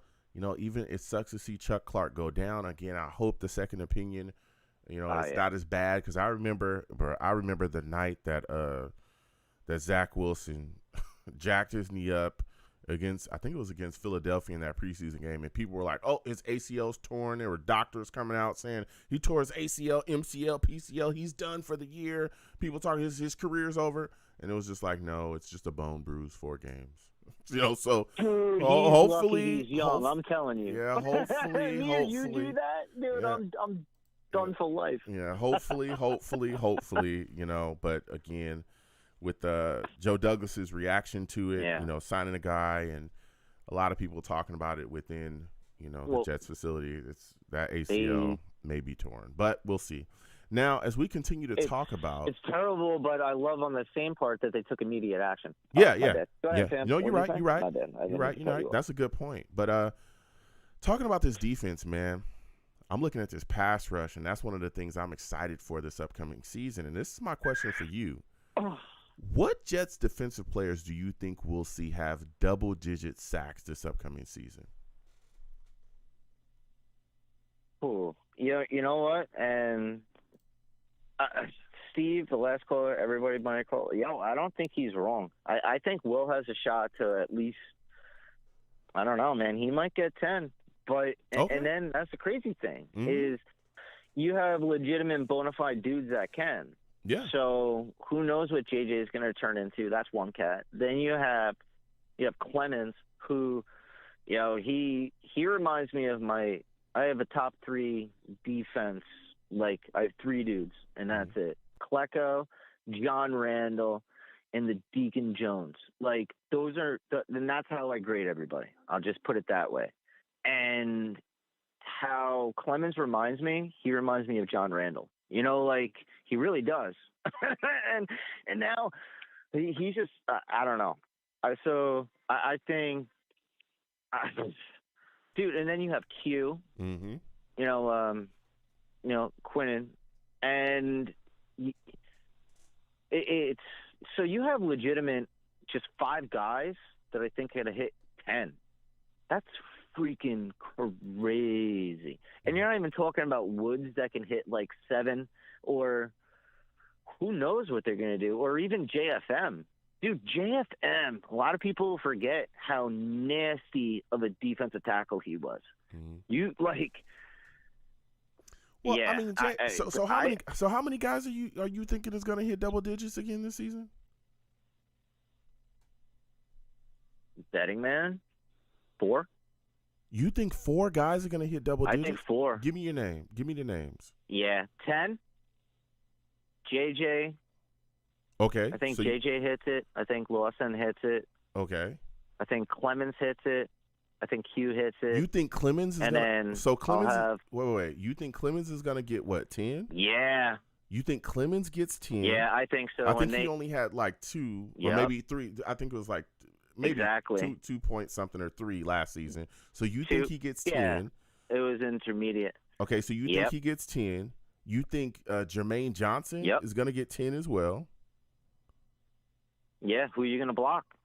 Okay, and so that's 2. Who else? Who's the other 2 you think is going to get double digits? Q. Okay, Q. I think Q. Q. You think he gets what? I think Lawson. And you think Lawson? I think Q hits minimal 10. Okay. I think Lawson has a very good shot to hit 10. Lawson, I would say, has a damn good shot to hit 10. Yeah. That's what I mean, man. And then you put like the Phantom into the clip. Like, who's to say that? I don't know. Out of 17 games, who's to say that Will doesn't get 10 sacks, bro? Like, it's crazy, but it's true. You know what I mean? And then the same thing with JFM. Who are you going to block? Who are you going to double team? Okay, so you're going to double team Q. So now Q and JFM are on the line. So now JFM is one-on-one with somebody. Now you have Lawson on one-on-one with somebody. And what do you call it? Huff? Oh, Jesus. I forgot about Huff. I was about to say, I was just going to let you go. I was going to let you keep going. That's what I'm like. I was going to let you keep going, Rusty. I'm telling you, I was going to pull the trap door. I was going to let you keep going. And I was about to say, wait. What about Bryce Huff? What about Bryce Huff? Like, we doing all this talking about John Franklin Myers getting 10 sacks from the defensive tackle position. What about Bryce Huff? I was going to trapdoor you, but you caught yourself. Go ahead. Now go ahead and moonwalk. Now we're up to 7. Okay. Well, dude, now we're up to 7, and it's realistic. That's what I mean. Like, I just caught my stupid brain. It's like, hey, thank you, idiot. Right? I got to keep it real, fam. You know. Oh man, it's crazy in a great way. It's nuts. yeah. It's good bonkers for once. Listen. Like it is when you seriously sit down and think about it. Mm-hmm. Wow, you know, wow. No, I mean, listen. Realistic, 70 sacks. Think about that. 70 sacks. That's minimum of 10 people that I just named. 7 people getting 10 of just what I named. That's not even rotation. So that's not even counting Woods. That's not counting any of. That's not even counting the linebackers or safeties or corners. Dude, it's gonna be nutty, buddy. It's gonna be nutty. Yeah, we'll see. I tell you what, man. Exactly. I think the New York Jets are definitely going to be though. much improved. I think we're definitely going to get after people. You know, I think, again, I know the expectations are high for Will McDonald now, especially since there's still people I was shocked, but I was happy. Yeah. Seriously. But the expectations are high now. Because I learned from Sauce. Yeah. I know people wanted different guys, but honestly, especially now, right? And I understand it. I get it. Okay, yeah. I get it. But at the end of the day, I think it's tough to ask him to have, 12 sacks, something like that. I would be happy with Will McDonald, and that's the beautiful point. I would be happy with Will McDonald getting us 5 to 7 sacks. I think that was a phenomenal Heck season. Yeah. Rookie season, 5 to 7 sacks. Oh, you're not wrong. I'll take it. Okay, all day. But man, but y'all I mean talking about rotation? 70 sacks? 70 sacks? Think about it. 17 games. 70 sacks? Think about it. And then we have that rotation. Yeah. Think about it though. And that's just the front. That's not even, like I said, that's not even Woods.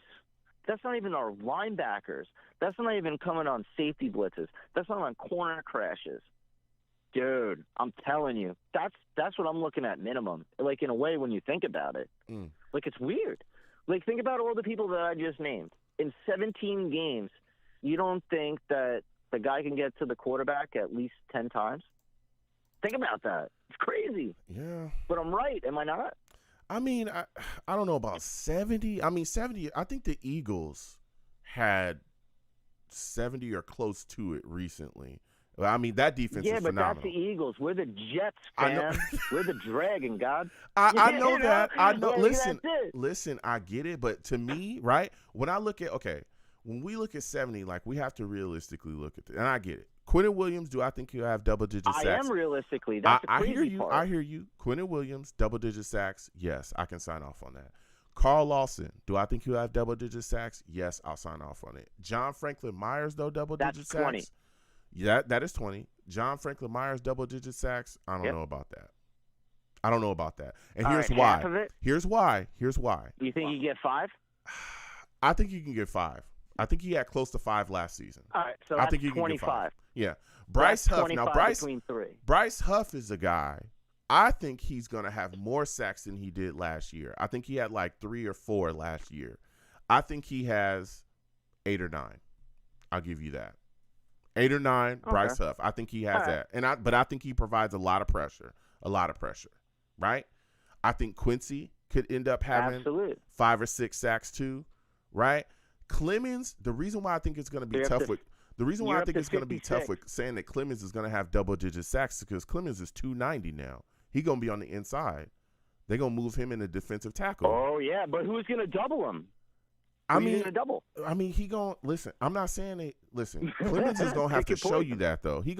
I get it. Dude, he is phenomenal. He's athletic, but he only had 2 sacks this past season. I think like maybe 2.5 sacks this past season. That's it.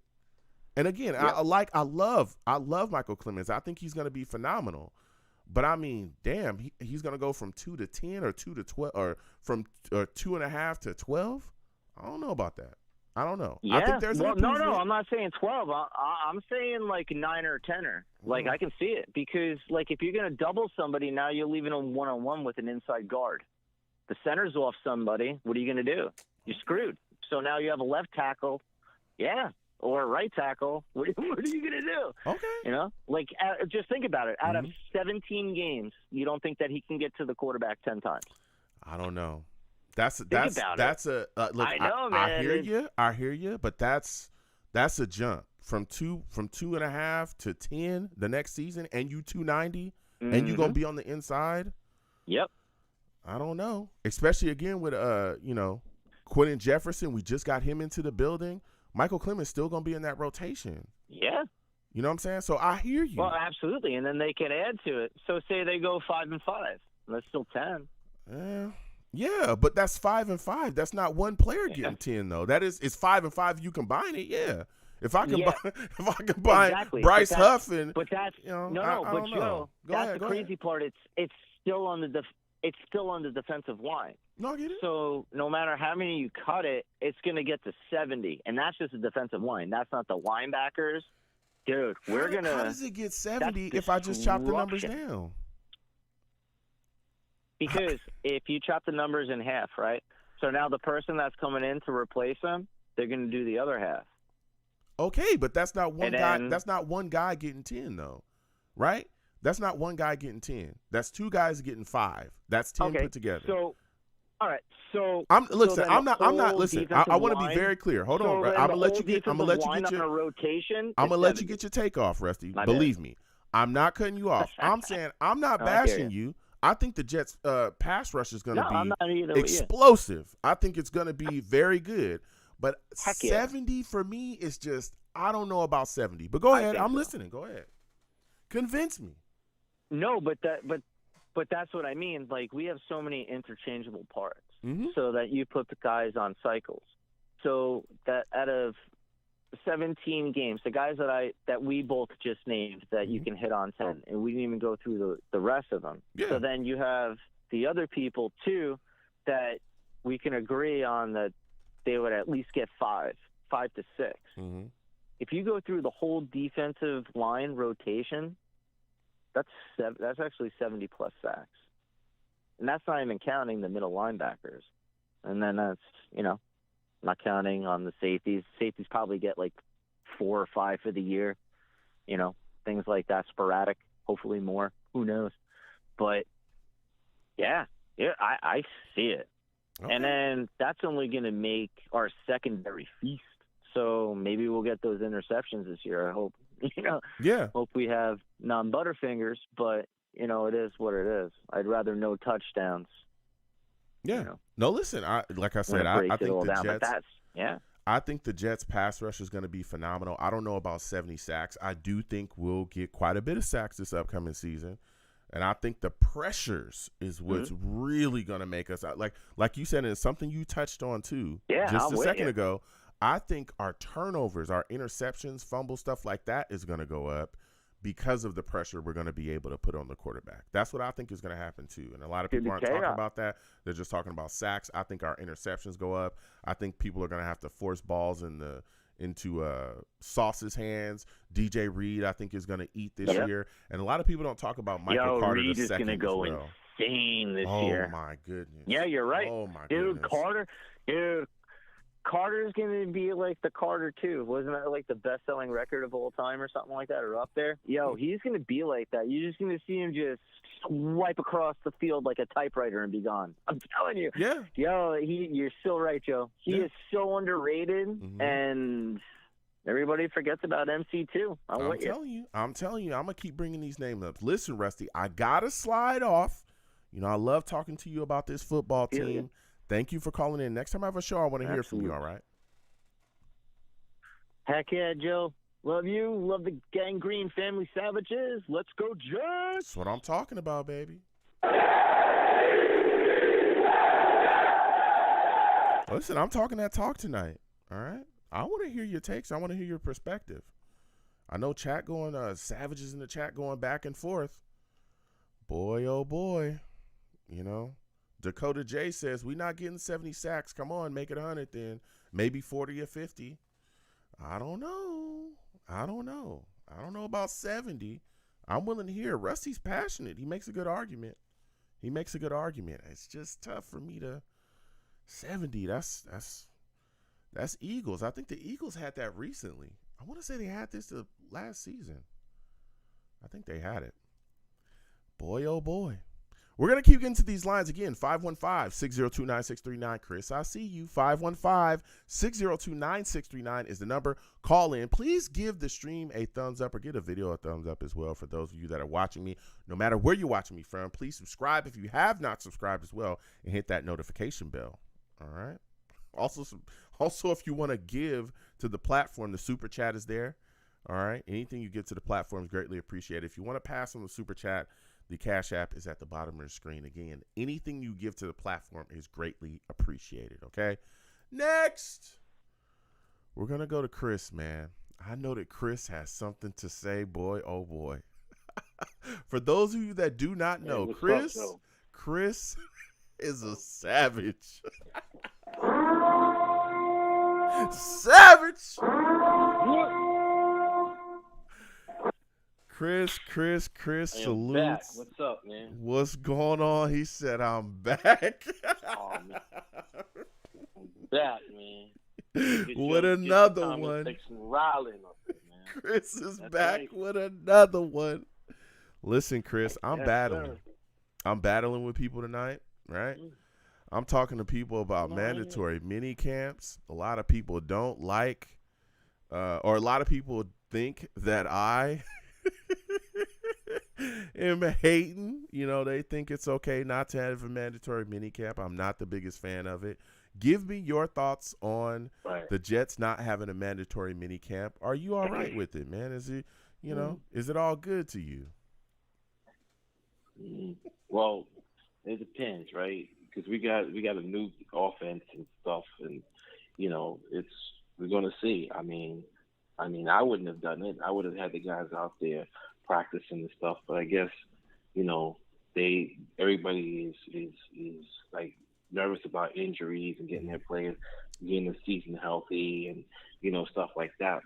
I mean, they do start, you know, with the Hall of Fame game and stuff like that, you know.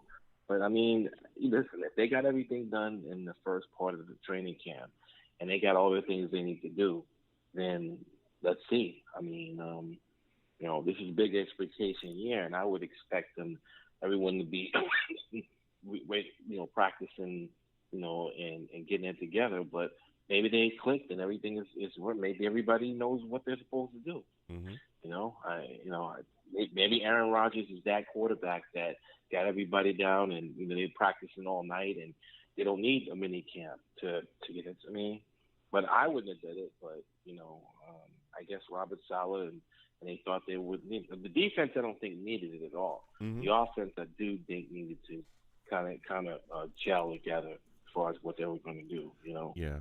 Or well, do you think that?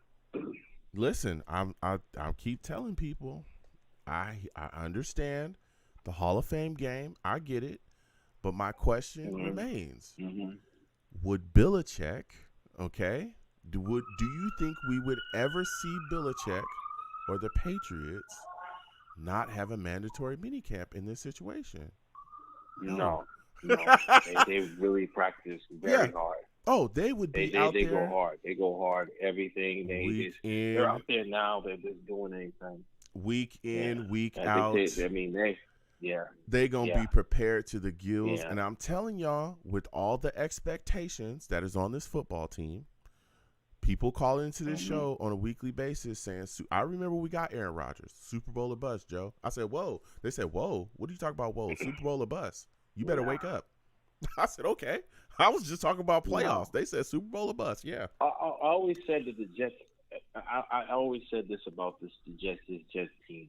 They're going to start off slow, and then people are going to start getting upset. Boy. But towards the end of the year, the team will pick up. Boy, let me tell you something. But, I mean, I'm already expecting that. You know, I'm already, like I said, you know, I'm already expecting that. So everybody's going to come out, like, flying, and Aaron Rodgers throwing 100, 150, 300 yards. And, you know, there's still a lot of questions on the offense, man. You know, there is, the offense have to gel. Later in the season, I think we end up 11-6. I think that's the key number. But I think we're going to struggle maybe 2 or 3 games at the beginning of the season. But that's what I'm talking about. That's why having a mandatory minicamp would greatly benefit this football team. Right.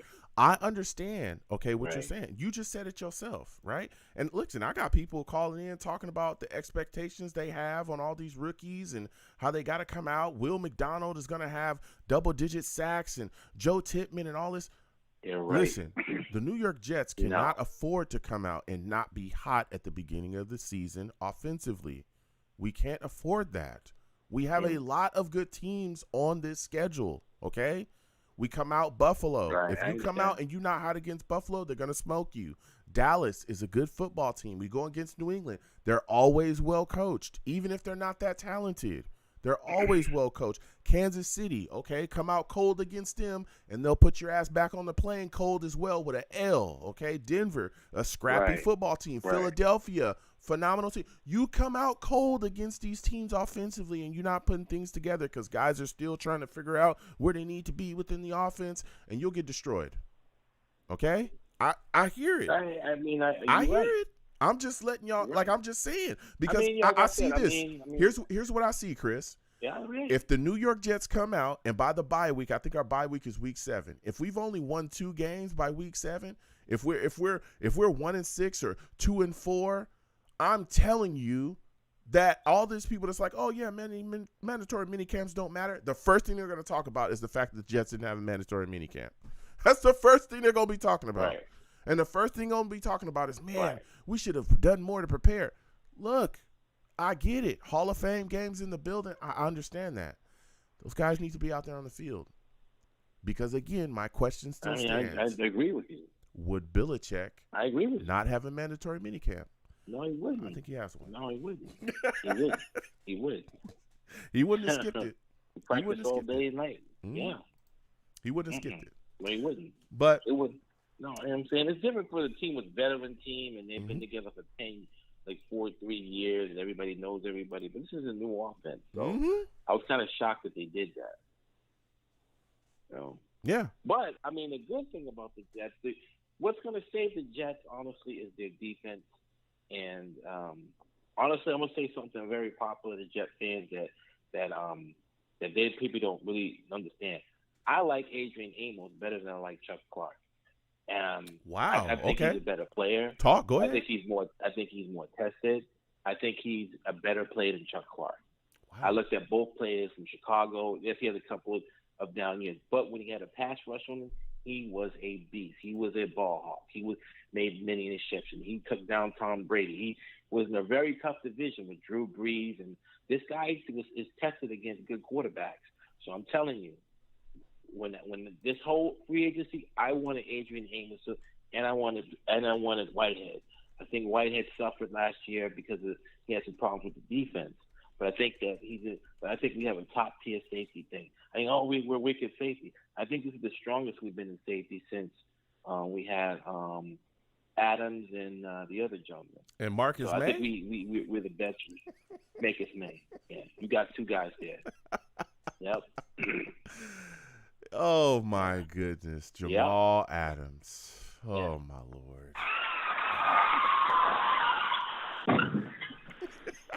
That name just throws me through a loop.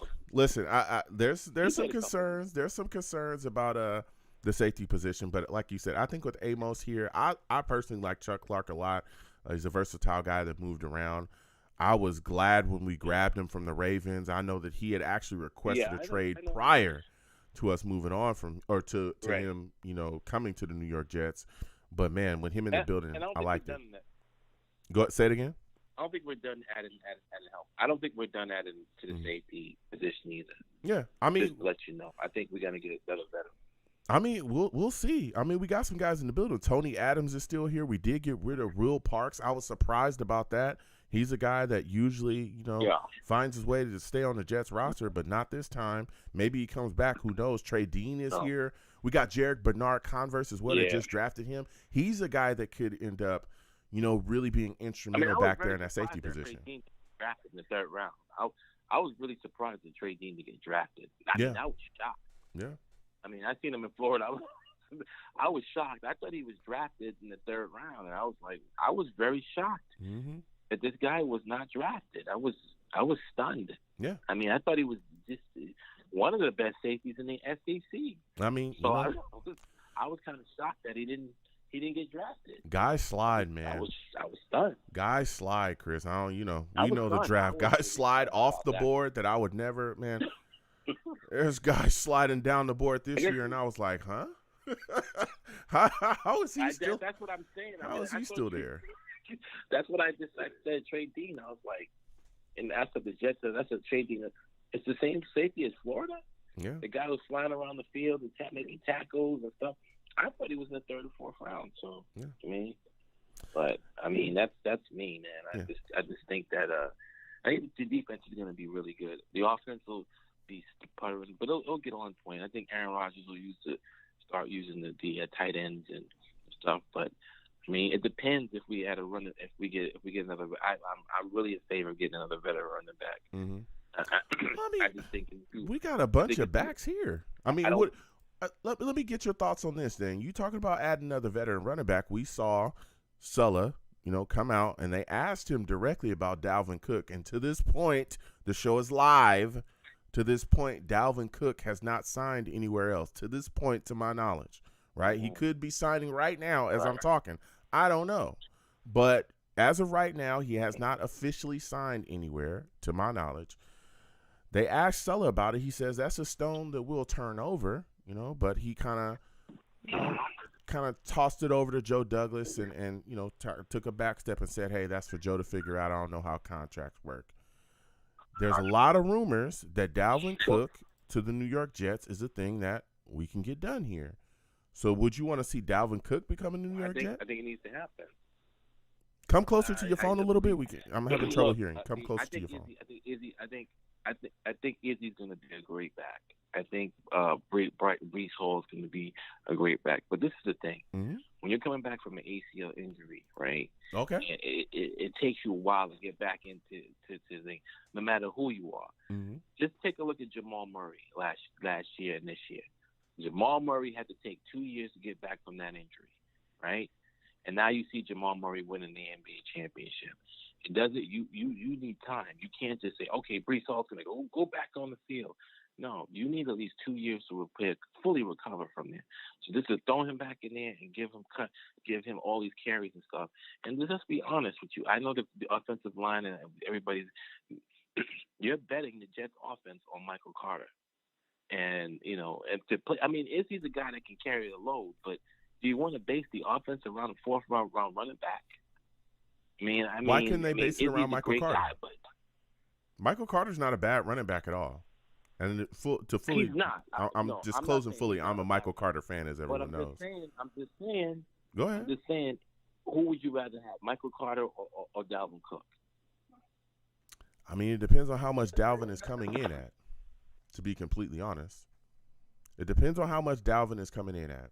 Michael Carter, I don't think is a bad running back. I know that he had a tough year last year, right?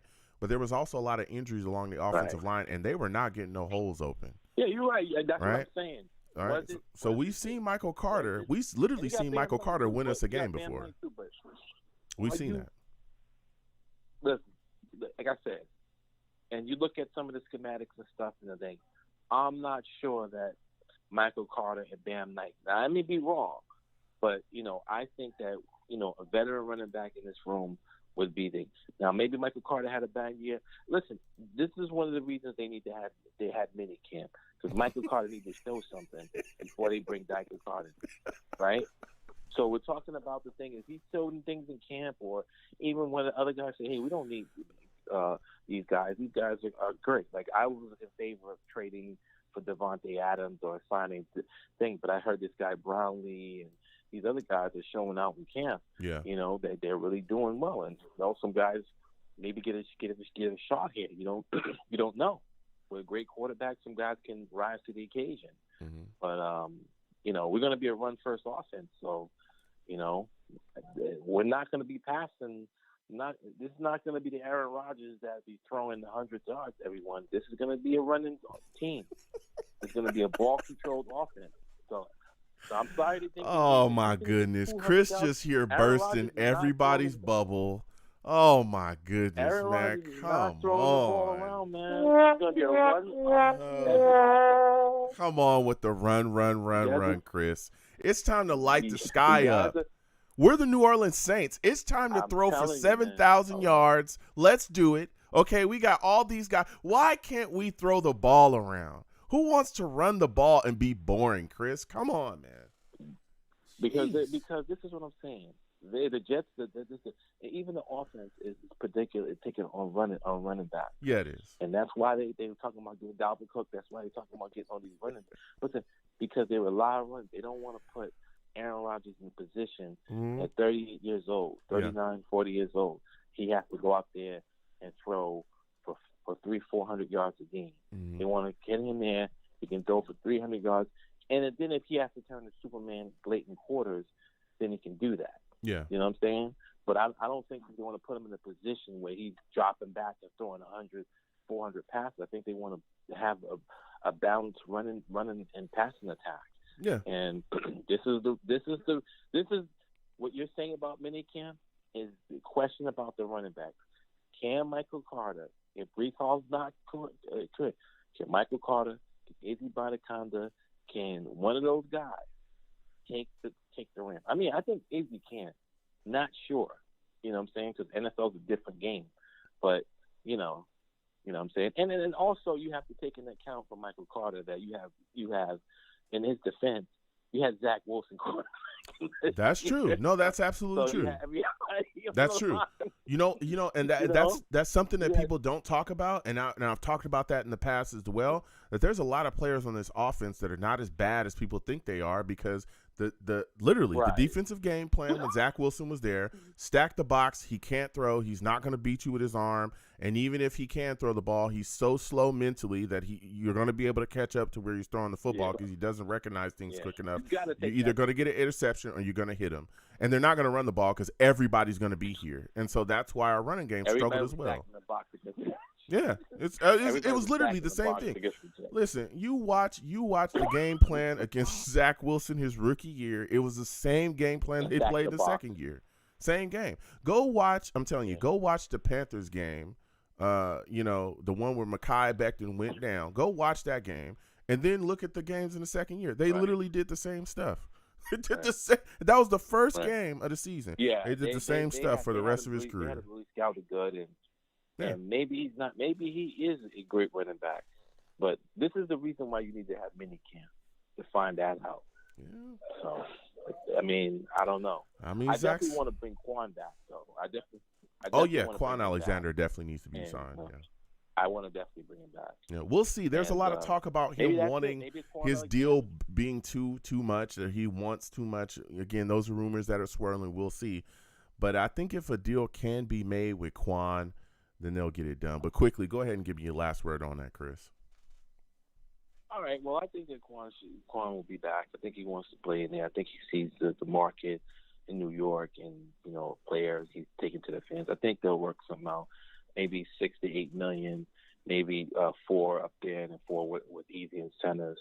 And he gets for the $8 million thing, and we bring Quentin in, and that's it. And maybe bring a veteran safety, and I think that's what I don't really think we're going to bring Dalvin Cook in unless he really wants to come here. Yeah. But I think So I think we'll see. But this is the reason why I'm questioning, is Michael Carter, is Bam Knight, those guys. So minicamp would have said a lot about that and answered a lot of questions. Yeah, so we'll see. We'll see. Listen, Chris. We'll see. I want to thank you for calling in. It's phenomenal to speak to you. Next time I have a show, I want to hear from you, all right? All right. You have yourself a good one. Listen, Chris calling in with some fire, okay? It's a good show, man. Good show. A lot of knowledgeable callers, okay? I want to hear your takes and your opinions, all right? You got to convince me. A lot of good takes tonight. We're going to go ahead and close the show out. Listen, I'm the man of the people. I'm here for the people. Let me shamelessly promote my Facebook page. Everyone go on Facebook, search The Long Beach Joe Show. Like that page. My content's up there. Go ahead and give it a listen.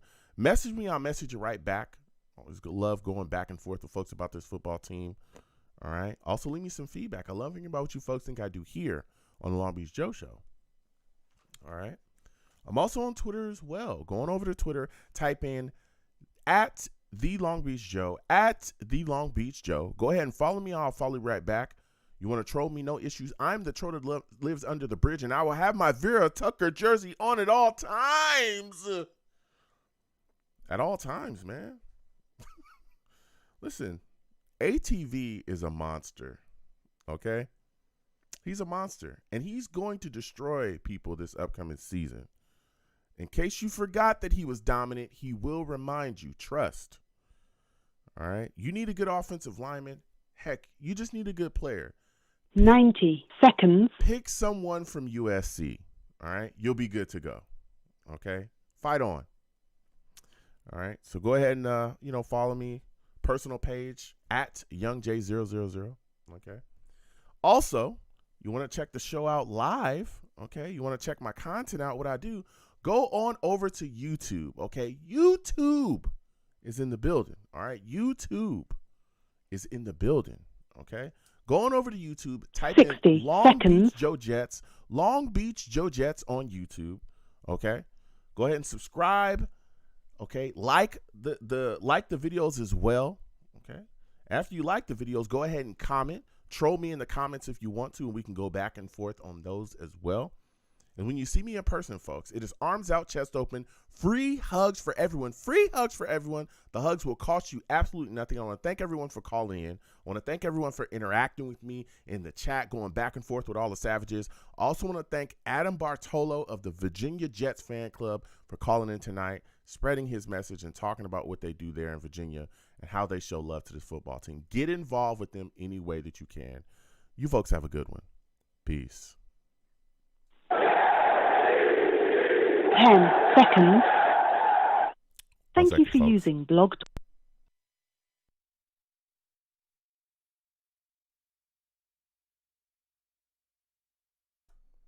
Pow, I should be back. Okay. Man, what a show. All right. Listen, for those of you that are new or for those of you that do not know, okay, I run a 2-hour show. Generally, my show starts at 7 p.m. Eastern, okay? 7 p.m. Eastern, okay? I think we had somebody, 315, whoever was 315 that called in. I will have a show Tuesday at 7 p.m. Eastern. Tuesday at 7 p.m. Eastern, 315. Call in then, okay? As y'all saw, Blog Talk be hating, okay? I have a 2-hour show. They will shut your boy lines down. They'll do it. All right. They do it. Okay. So 315, call in, 7 p.m. Eastern. All right. I saw you. I want to let you know that. Now listen, for those of you that are new, okay. Exclamation point. Did we get that? Boom. Okay. That link tree in the chat is the links to all of my social media. It also has links to all of my YouTube pages as well. Salutes everybody. Hey, those YouTube reactions, y'all see them. They gonna keep coming as well. Subscribe to the channel if y'all have not. Please give the video a thumbs up as well. Okay. Please subscribe to all those other YouTube channels I have as well. I have content coming again. My reactions page is up, rolling. I keep the reactions coming. Edward Stewart salutes. He says, "Thanks, Joe. Excellent job." Thank you for, checking your boy out and getting involved with my content. Salutes and respect to you. So please, follow your boy, subscribe to all of my other YouTube channels, and please follow me across all my social media platforms, and talk to me because I do talk back. Okay. Now, as far as the show goes, again, we will be having a show. What's today? Today's Friday. Yeah, today. Tuesday at 7 p.m. Eastern. Tuesday at 7 p.m. Eastern, we'll be talking about this football team. Keep in mind, this show, again, is a 2-hour show for those of you that are new. All right. I do get a lot of people that be like, "Joe, how can I call in?" Guess what? The number for the show is right here. Okay.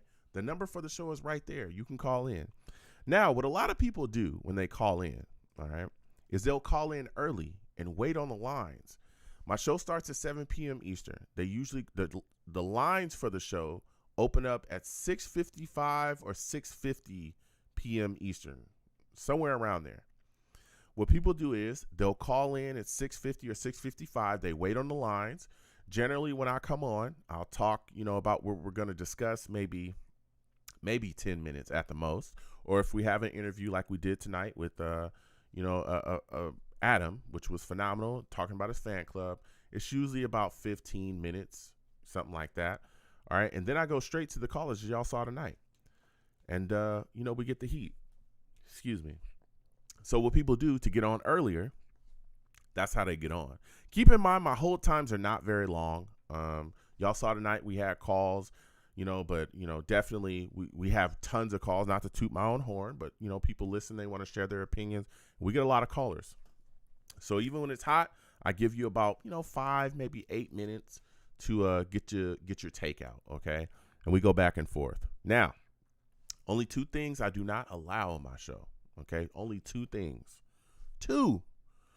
Do not curse on my show. Don't call into my show cursing like crazy. I'll get you out of here. This is a family show. It's a family show, okay? Do not call into my show cursing. I have kids that listen, okay? I have kids that listen to my show, young people. I have old people that listen to my show as well, and they don't want to hear no cursing. It's a family show. You call into my show cursing, and I got to get you up out of here. I understand. People get excited. They get passionate. I'm excited. I'm passionate as well. Don't call into my show cursing. The other thing is, do not call into my show trying to scream over me. I don't like that. This show is about having a discussion. I have no issues with passion. I love people being passionate about the football team. But I need to be able to converse with you. If you're just screaming like a banshee, I'm going to have to get you up out of here too. I'm going to get you up out of here so fast. So fast. Okay? I don't stand for that. Because my audience needs to be able to hear what you're saying. They also need to be able to hear what I'm saying. They need to be able to hear the discussion. And if they can't hear it, trust the Savage is going to let you know that they can't hear it. They let you know if they don't even like the call. They'll let you know if they don't like your take. They'll let you know if they don't like your call as well. And they ain't hard to find. They right there. They right there under sauce. Okay? Come on, man. All right? So that's the only thing I don't allow here. That's it. But again, I give you more than enough time to give me your take. And, I'm open to all takes. All takes. Even if I don't agree with your take, I'm willing to hear you out. Because you might see something or you might have a perspective. I want to hear it. All right? So that's what the show's all about, man. So we have a lot of fun doing that. Again, the number 515-602-9639. Also, another thing. Listen, I don't care if you've been a Jets fan for 40 years or 4 minutes. When you call in, I can physically see you. I have a queue system. I can literally see you when you call in. Okay? So when you call in, just be patient and wait, and I will get to you. Trust me. My hold times are not that long. They're not long at all. All right? So just be patient, and we'll come directly to you. And when I come to you, if I do not know you by name, I'm going to call out your area code. Please know what your area code is. I've had a discussion with people in the past, and one recently. These people didn't know what their area code was. Okay? I had to remind them, hey, did you call in from this area code? And they were like, oh, that does sound like a place around where I live. And that was probably you. So just know what area code you calling in from. I call out your area code. You don't answer. What am I supposed to do? I can't do anything about that. All right. So please know what your area code is. You folks are very bright, very intelligent. I know I'm not going to have issues with y'all about that. All right. So no cursing. Don't yell over me. Know what your area code is. Also, when you call in, make sure you have a good phone and good connection. I need to be able to hear you. If you calling me from 3 rooms away and your cell phone's breaking up, you calling me from a phone you found in the backseat of an old Chevelle. Come on, man. All right?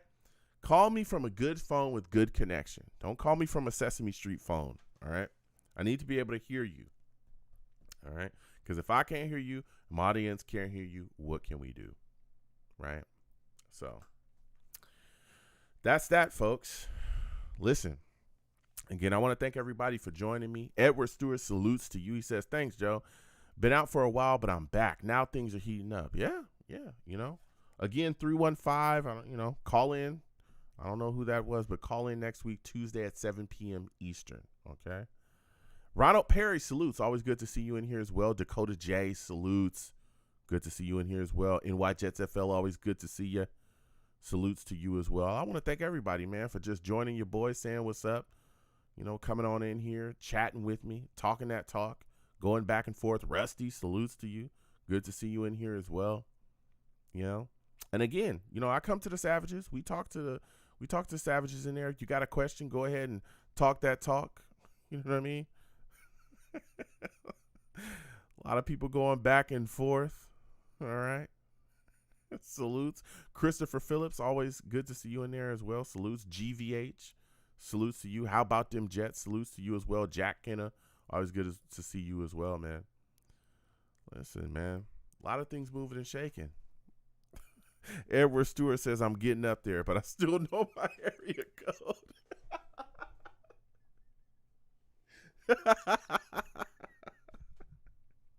Listen, I'm telling you, I've had discussions, okay?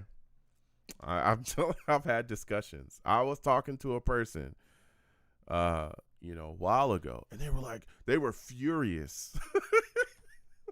They were furious. Joe, I called like 4 times, and you didn't pick up. And I said, hey, man, where are you from? Told me where he was from. I said, is this your area code? And he said, that sounds like that's an area code from a city that's around me. I said, that was your area code now, wasn't it? Oh, yeah, I think that might have been. I said, well, I called your area code. Oh, man, I didn't know that. You don't know what your area code is? How am I supposed to know? It's your phone, not mine. Come on, man. So I tell people, hey, know what your area code is, okay? What am I supposed to do? I don't know what your area code is. I only know it because I see it. I don't know your name. I gotta call your area code out, So know what your area code is. I mean, they were stunned. They were like, huh? That's my area code? Yes, this is your area code. Yes, this is your number, right? Oh, yeah, that is my number. Okay, so that's your area code. Come on, man. I don't mean to laugh, but come on, man. I literally told him, come on, man. Come on. Work with me, because I want to hear from y'all. That's what this show is all about. But come on. So Edward Stewart salutes.